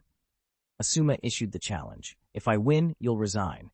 "Then it's a deal." Mu Yue agreed. He sent a shadow clone to fetch a boy, Uchiha Shisui. Asuma watched him and realized Mu Yue hadn't lied. Shisui looked exactly like someone who had just entered the academy. "This is Uchiha Shisui," Mu Yue introduced. "He's in my class, 6 years old, just starting first grade this year." "Asuma Sarutobi," Asuma replied. "I'm a genin who just graduated this year." "Asuma Sarutobi, right? If you can't handle him, surrender quickly to avoid injury. I won't hold back," Asuma warned. "Sarutobi-senpai, I will be careful," Shisui said respectfully. "Begin," Mu Yue announced as the two took their stances. Asuma charged, fists flying. Shisui met him calmly and engaged in close combat. They exchanged blows continuously, but despite Asuma's larger physique, he couldn't seize the advantage. After only 2 exchanges, Asuma realized Shisui wasn't simple, and he hadn't expected that. Not only did he fail to dominate, he was caught by Shisui's Leaf Wii, RL Wind Kick, and stumbled back 3 meters. Shisui didn't follow up. Mu Yue had told him to try and defeat Asuma in every way, but for whatever reason, he held back. Regardless, Asuma's face burned with shame. A freshly graduated genin getting knocked back by a first-grade academy student in Taijutsu, even with only Mu Yue watching, it was humiliating. Determined to regain his dignity, Asuma prepared something decisive. Fire release, secret technique, great fire technique. He formed hand signs, focused his chakra, and blew a torrent of flames. Shisui formed hand signs as well. Chakra gathered in his mouth and he expelled it in a concentrated blast. Fire release, great fireball technique. The 2 fire jutsu collided. Shisui's was larger and more intense. It overpowered Asuma's and pushed forward. Asuma stood stunned, bewildered that he'd be defeated so thoroughly by a newcomer, kicked back in taijutsu and dominated in ninjutsu. Self-doubt closed in on him. Was he only a name because of his father? The fireball advanced steadily. Feeling the heat, Asuma snapped out of it and tried to avoid the attack, but he was too slow to escape its full effect. At that moment, Mu Yue sprang into action. His chakra flared as he formed hand signs. Water release, water formation wall. A thick wall of water sprang up and blocked the incoming fireball just before it struck. Asuma. Asuma breathed. The single word, a mixture of surprise and something like gratitude. Chapter 36. Not as good as Mu Yue. Asuma, protected by Mu Yue's water release, suddenly felt like a worthless fool. He'd been angry with Mu Yue before. He'd taken out his frustrations with Hiruzen on the tutor and had been sullen and uncooperative. But the truth was, Mu Yue had been a responsible teacher. Even though Asuma had resisted every step, Mu Yue had found ways to make him complete the necessary training. The process had annoyed him, but it had been for his own good. Shisui, you can go back first, Mu Yue said, looking at the chastened Asuma. Shisui nodded without a word and turned to continue his own cultivation. Mu Yue stepped in front of Asuma, brushed the dust off him, and smoothed his rumpled clothes. Then he crouched down so they were eye level and looked directly into Asuma's face. Asuma dropped his eyes and whispered, "Teacher, I'm sorry." "Tell me what you're sorry for," Mu Yue asked with a smile. "I shouldn't have taken my resentment toward others out on you. I shouldn't have constantly opposed you or refused to cooperate," Asuma mumbled, afraid to meet Mu Yue's gaze. "You're not sorry for me. You're sorry for yourself." Mu Yue's expression grew serious. "Does your refusing to train affect me?" Before Asuma could answer, Mu Yue continued, "It doesn't. Even if you refuse to train and I waste time on you, I still get paid 2,000 taels an hour. But for you, if you lose an hour of training, that hour is gone and you don't gain anything." With a rebellious kid, Mu Yue knew you had to make them feel you were on their side and that they were the one making the mistake. Asuma hesitated, trying to speak. The more Mu Yue talked, the worse he felt, more ashamed of his earlier defiance. The anger he'd held against Mu Yue's methods melted into gratitude. In barely a few days, this tutor felt more caring than his own Hokage father. He had outwardly avoided Mu Yue's training, yet Mu Yue had not scolded him. Mu Yue had even praised his strong limbs. If Hiruzen Sarutobi had been in Mu Yue's place, he likely would have erupted and scolded him. Before lecturing him, Mu Yue had brushed off his clothes, helped him tidy himself, and lowered himself to Asuma's eye level. Small courtesies that meant a lot. Asuma's eyes stung. He thought of how his parents rarely praised him, even when he'd come home proud of being first in something. Why did Mu Yue, someone he'd known a few days, praise him so readily while his parents did not? Feeling wounded and resentful, he also remembered being beaten that same day by a new student at the academy. All those feelings built up until he couldn't hold them in. Tears slipped down his cheeks. He turned his head so Mu Yue wouldn't see, but Mu Yue, who had been watching closely, noticed. He waited, letting Asuma release his emotions, then stood and patted Asuma on the shoulder. He handed over a handkerchief. "Mu Yue-sensei, you're so kind," Asuma choked, dabbing at his face. "My parents wouldn't be like this." "That's because you remember their faults and forget their kindness," Mu Yue said earnestly. He knew Hiruzen might be watching, so he couldn't just win favor. He had to help mend the father-son relationship too. Think carefully.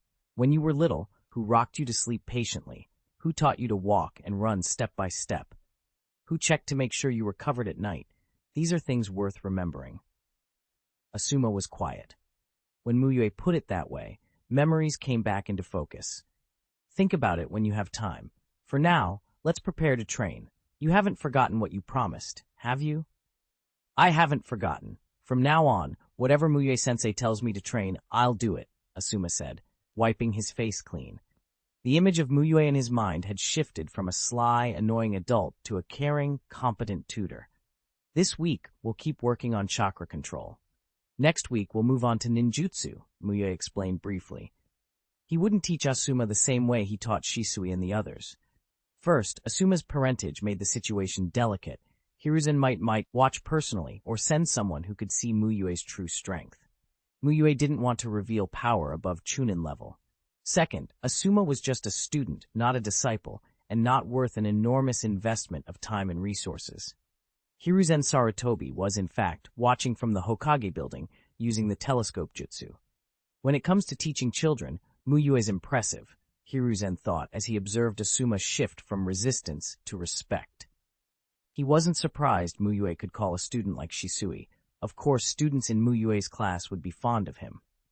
Asuma's talent, right after entering the academy, may even surpass Kagami, Hiruzen mused, thinking of his old teammate, Uchiha Kagami, who had once been acknowledged by the second Hokage. He needs attention. He took a puff from his pipe and considered it. He'd known about Shisui being Kagami's grandson and hoped Shisui would become as capable as his ancestor. After watching Asuma for a while, Hiruzen canceled the telescope jutsu and returned to paperwork.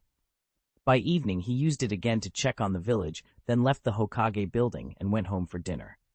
At the dinner table, Hiruzen smiled and asked, "Asuma, are you satisfied with your tutor?"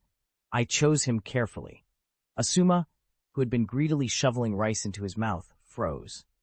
For a moment he nearly answered as he would have before, complaining that Mu Yue was a cheat, but the events of the day changed him. "Mu Yue-sensei is great. He's much better than you," Asuma said, offering praise while still taking a jab at Hiruzen. Old habits of resentment didn't vanish overnight.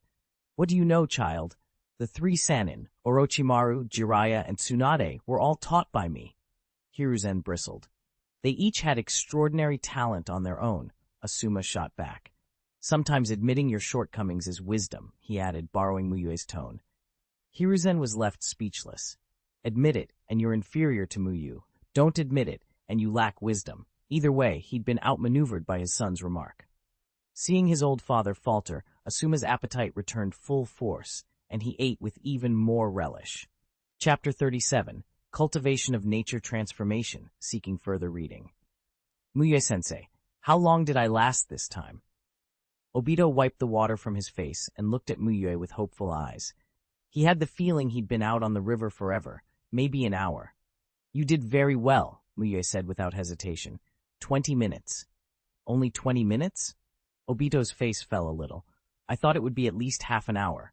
On the water, he'd had to constantly maintain his chakra, watch Mu Yue's water release, read the waves, and be ready to dodge. It had felt endless. "You've completed your chakra control training. Now you can start nature transformation training," Mu Yue added with a smile. "Finally, no more walking on water." Obito couldn't help cheering, pumping a fist in the air. He only quieted when he noticed Shisui and Metkai giving him amused looks. "Lately, after all that walking on water, I'm starting to like the taste of river water," Obito grumbled. Walking on water wasn't like climbing trees. If you misjudged a step on a tree, Mu Yue could catch you, slip on the river, and you swallowed it. Thankfully, the river here was clean and clear. "Want to practice more?" Mu Yue teased. No, Obito said quickly. He wasn't about to be stubborn this time. "Let's get started on nature transformation. The competition's only 14 days away." Aside from nature transformation, he also needed to deepen his fire release, great fireball technique. "With my plan, there'll be enough time," Mu Yue reassured him. This was just training for a civilian competition, not a war against pain. There was no need to push nature transformation to extremes. Between Mu Yue's teaching skill bonus and his own proficiency with fire release Great Fireball technique, improving Obito's fire technique would be straightforward. Mu Yue took the training seriously. The mission reward depended on it. A shadow clone of Mu Yue carried over a large wooden barrel. Mu Yue opened it and took out an egg-sized ice cube, handing it to Obito. Put the ice on your palm, then use chakra to perform nature transformation and melt it, he explained. Nature transformation was a more advanced part of ninja training. Even with enough chakra, if your elemental mastery was weak, the jutsu's power would be limited. Fire nature training could be dangerous. Burning leaves, for example, risked scorching the user if they failed to reduce the leaf to ash instantly. So Mu Yue had brought ice cubes instead. Their low temperature guaranteed they would just melt into water when exposed to flames, without risking burns. So cold, Obito gasped, cradling the ice cube. It was still spring. The morning sun hadn't warmed much. Release your chakra. Mu Yue tapped Obito's head lightly with 2 fingertips. Obito winced, hunched his neck, and guided chakra into his palm. When you do nature transformation, always focus on fire's properties, combustion and high temperature. Make your chakra burn, raise its temperature, Mu Yue reminded him.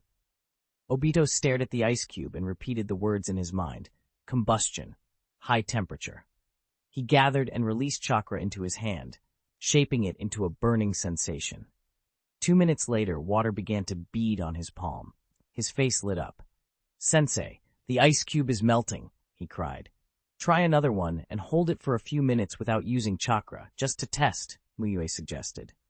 Obito dropped the melting cube, picked up another the same size, and held it without channeling any chakra.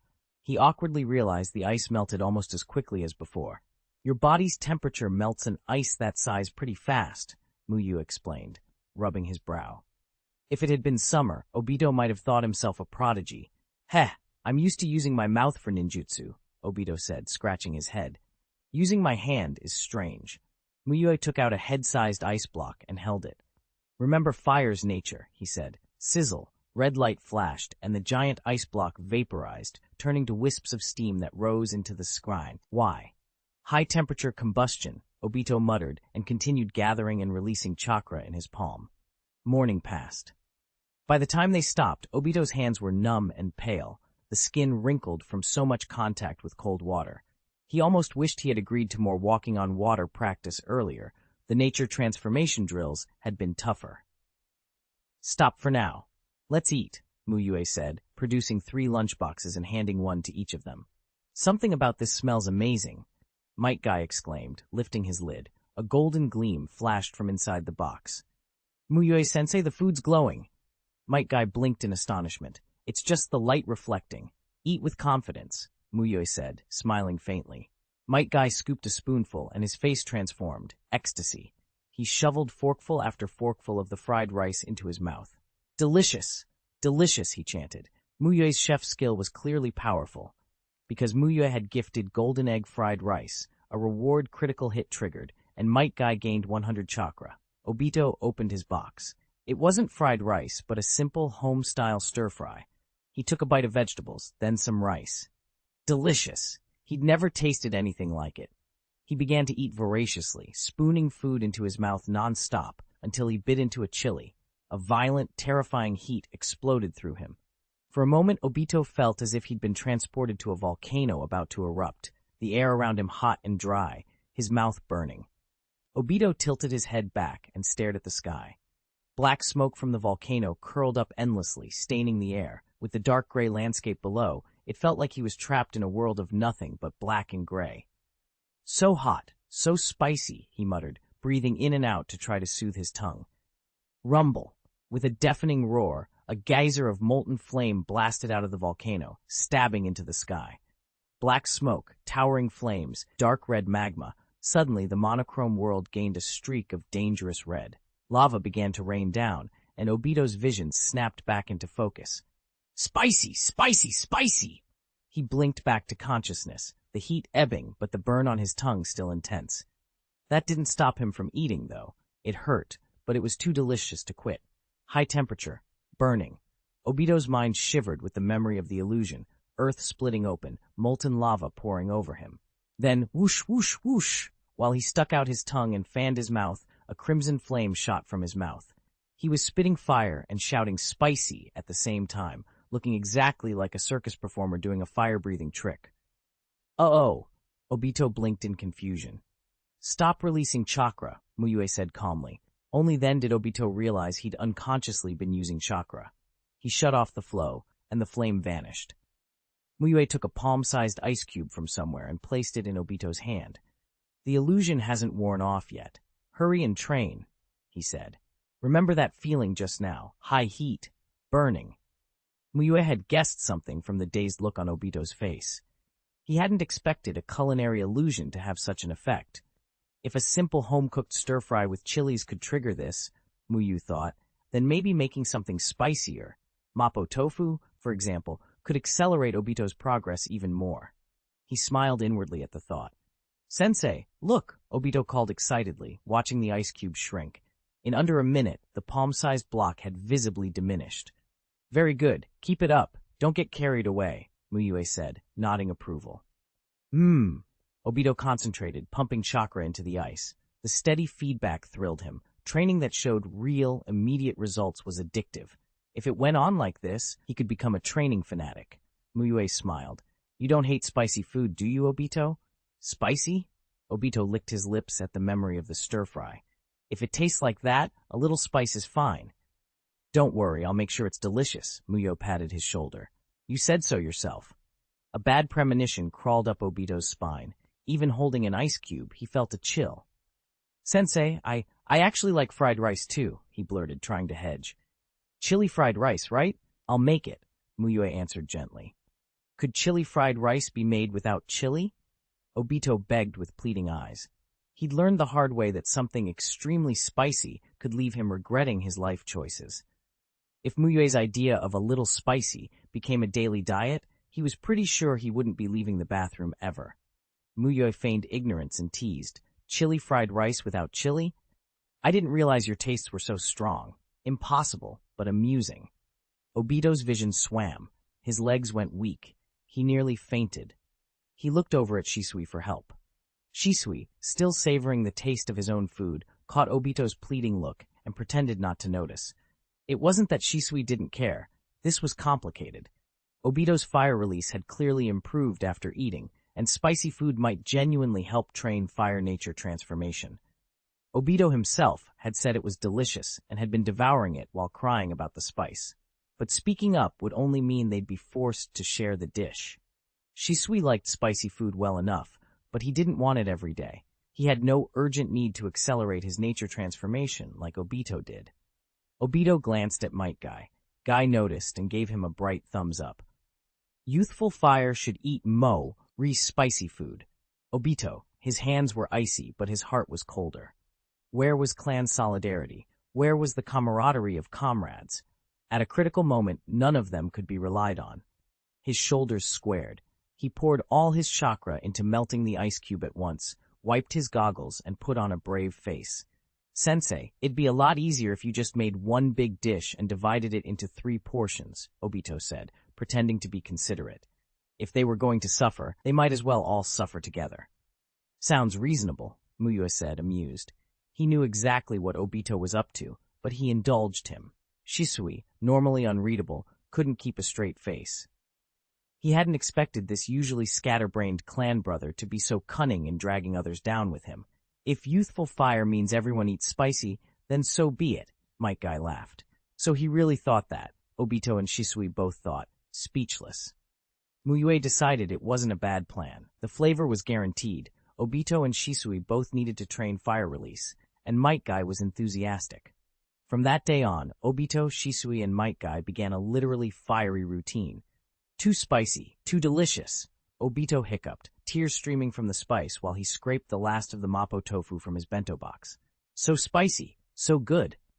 Metkai, moved by the intensity of the experience, if not the heat, also ate with tears on his face. Shisui kept breathing through pursed lips and tried to distance himself a little from the two of them. They were a sight, walking into the bathroom together upright and coming out bent over and clutching the wall. At the Ninja Academy, Rin often saw Obito standing with his rear oddly poked out and finally asked, worried, Obito, are you okay? Obito adopted a mournful look. It's nothing, just a small side effect from intense training. Rin, you won't believe how much my fire release has improved this time. I'm definitely going to beat Kakashi in the youth ninjutsu competition. Obito said, brimming with confidence. Part of why he endured the hardship was to wash away past disgrace, to beat Kakashi in front of Rin and take first place. But Kakashi probably won't sign up, right? He's already a chuunin. This competition is usually only for academy students like us, Rin said, puzzled. She believed Obito had trained hard and grown stronger, but why would Kakashi, already a ninja, enter a student contest? Huh? Obito froze. He just assumed Kakashi would be participating. Obito was annoyed. If Kakashi didn't enter the competition, any first-place win would feel hollow. He wanted to beat Kakashi with Rin Nohara watching, to wipe away the old humiliation and finally take the top spot for real. Without Kakashi there, even a victory wouldn't satisfy him. His obsession with the youth ninjutsu competition came entirely from Kakashi. Years ago, in front of Rin, Kakashi had crushed him for first place and turned Obito's proud prediction of victory into a joke. He'd never forgotten it. Now that he actually had a shot at winning, Kakashi's absence made Obito furious. No, I have to make Kakashi sign up, he muttered. The more he thought about it, the more impossible a contest without Kakashi felt. We can go ask him after school, Rin suggested. I'll come with you. It's been a long time. Since Kakashi's graduation, they'd seen less of him. Obito and Rin had school every day. Kakashi, as a ninja, had missions. Obito liked the idea. He asked Mu Yue for the afternoon off, and once classes ended, the two of them went straight to Kakashi's house. Kakashi's place lay in the suburbs just outside the main district, not bustling, but quieter. They'd been there before and even shared meals at his place, so when they saw the low house with a sloped roof, they knew they were in the right spot. Luck was with them. Kakashi wasn't on a mission. He was in the yard, practicing, slicing the head and limbs off a scarecrow with a silver chakra short blade in 2 or 3 quick strikes. Seeing his friends arrive, Kakashi exhaled softly, tucked the blade back into his back, and asked, "Why are you here?" Rin smiled. "It's been a while. We missed you." Obito was blunt. "Kakashi, the youth ninjutsu competition is coming up. Are you signing up?" Kakashi frowned as he remembered. "The youth ninjutsu competition?" He shrugged. "No, I'm not interested." To him it was a children's contest, a pretty kunai for first place and little else. Back at the academy he'd entered just to pass time. Now, as a chuunin, it seemed beneath him. Obito's face fell. He wasn't ready to give up. "You entered before, didn't you? Why not now?" Kakashi tilted his head toward the forehead protector. "I was a student then. I'm a chuunin now." Obito read the implication, but he didn't care about titles. What does chuunin or not chuunin have to do with it? There's no age limit.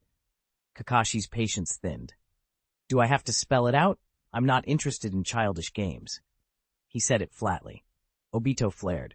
"I'm entering this time, Kakashi. You're not afraid of losing to me, are you?" He puffed up, hands on his hips.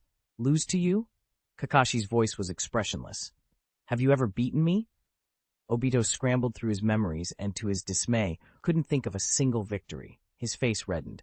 "I'm not the same as before," he tried, striking an exaggerated, confident pose. Kakashi looked at him, goggles, tracksuit, the ridiculous grin, and said honestly, "I don't see it."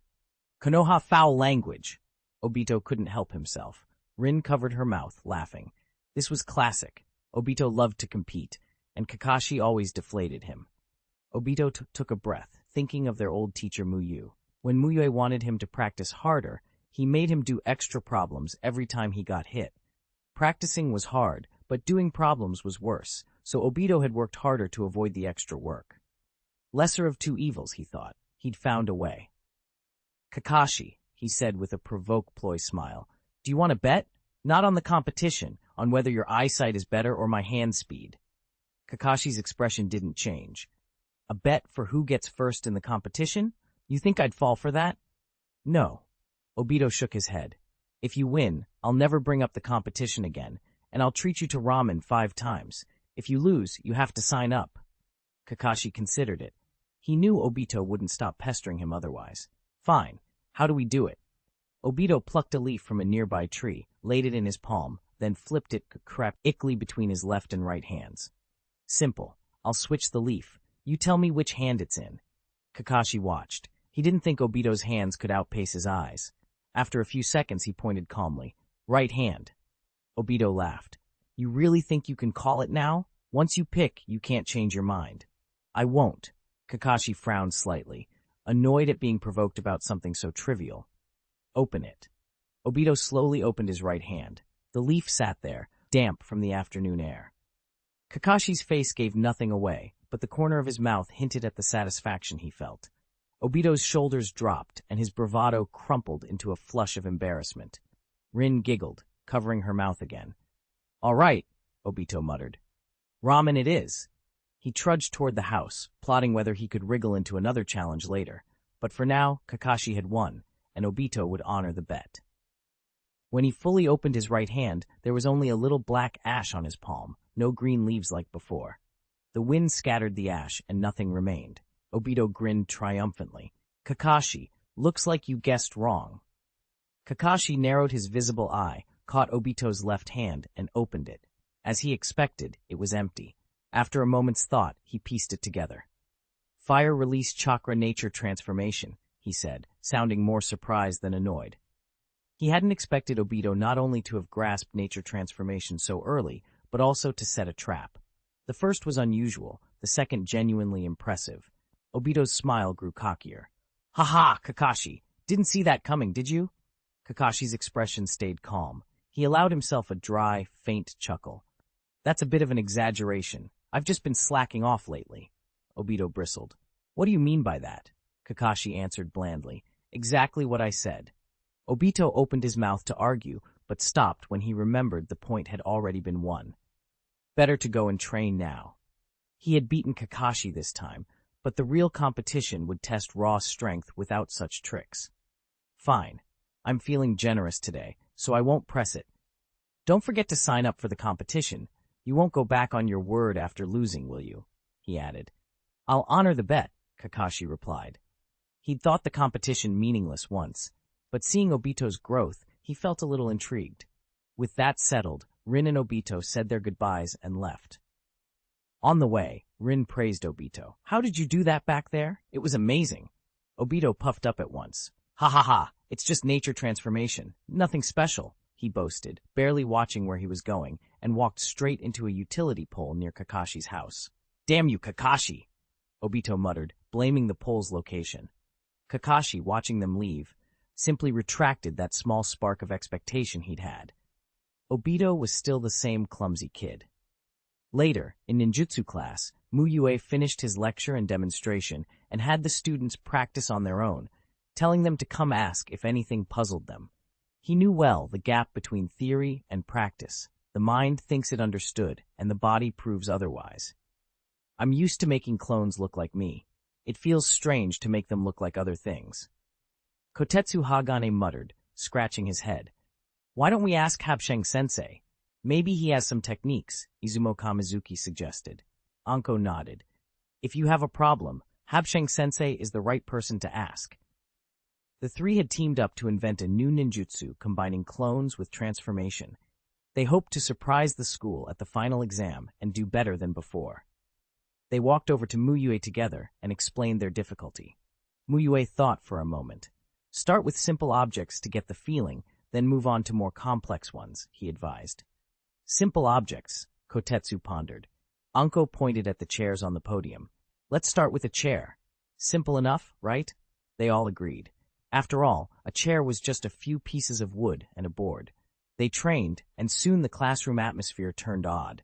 Chairs with 3 legs, 2 legs, even a single leg began to appear. Chairs aren't as easy as I thought, Izumo said, embarrassed. The one-legged chair was his attempt. Are you trying to make me laugh to death, Izumo? Kotetsu laughed, pointing at the lopsided thing. His outburst drew the rest of the class, and laughter followed. What about your 2-legged chair? Izumo shot back, cheeks red. Everyone turned to Kotetsu's chair, 1 leg at the front and 1 at the back, both on the same side. The sight made them laugh even harder. You two are hopeless. Look at me, the second best in the grade, Anko said with crossed arms. Her chair had 3 legs and was strolling around her. The classroom could no longer contain itself. By the time the bell rang, Laughter had spilled into the hall, drawing curious classmates from other rooms. Mu Yue called the class over as the uproar died down. Lecture completed. Reward mystical palm technique. A memory fragment about cultivating and using the mystical palm technique flowed into Mu Yue's mind. Luck's on my side today, he thought. The mystical palm technique wasn't an ordinary medical ninjutsu. It was advanced. Few medical ninja in Konoha had mastered it. It could treat external wounds and internal ailments, an invaluable skill. With it, Obito's nature transformation training would be safer, since injuries could be treated immediately. Now I've gathered all 7 attributes, Mu Yue reflected. The mystical palm technique belonged to Yang Release. Since he hadn't yet mastered that attribute, the system granted him cultivation memories for it. Combined with the Yin Release Genjutsu memories he'd already received, he now had nature transformation knowledge for all 7 attributes. After school, Mu Yue took his disciples out to train as usual and did not return to the main district. He stayed at his residence in the south border forest to write his report on route missions. When reporting on Shisui, Mu Yue was truthful. Shisui was different from other Uchiha. For other parts of the report, he embellished things a little. In the grade-level practical exam, Hyuga Homura's victory had been overwhelming and proved his talent. Obito and Metkai had scraped by. Mu Yue said, "Their wins more a matter of luck."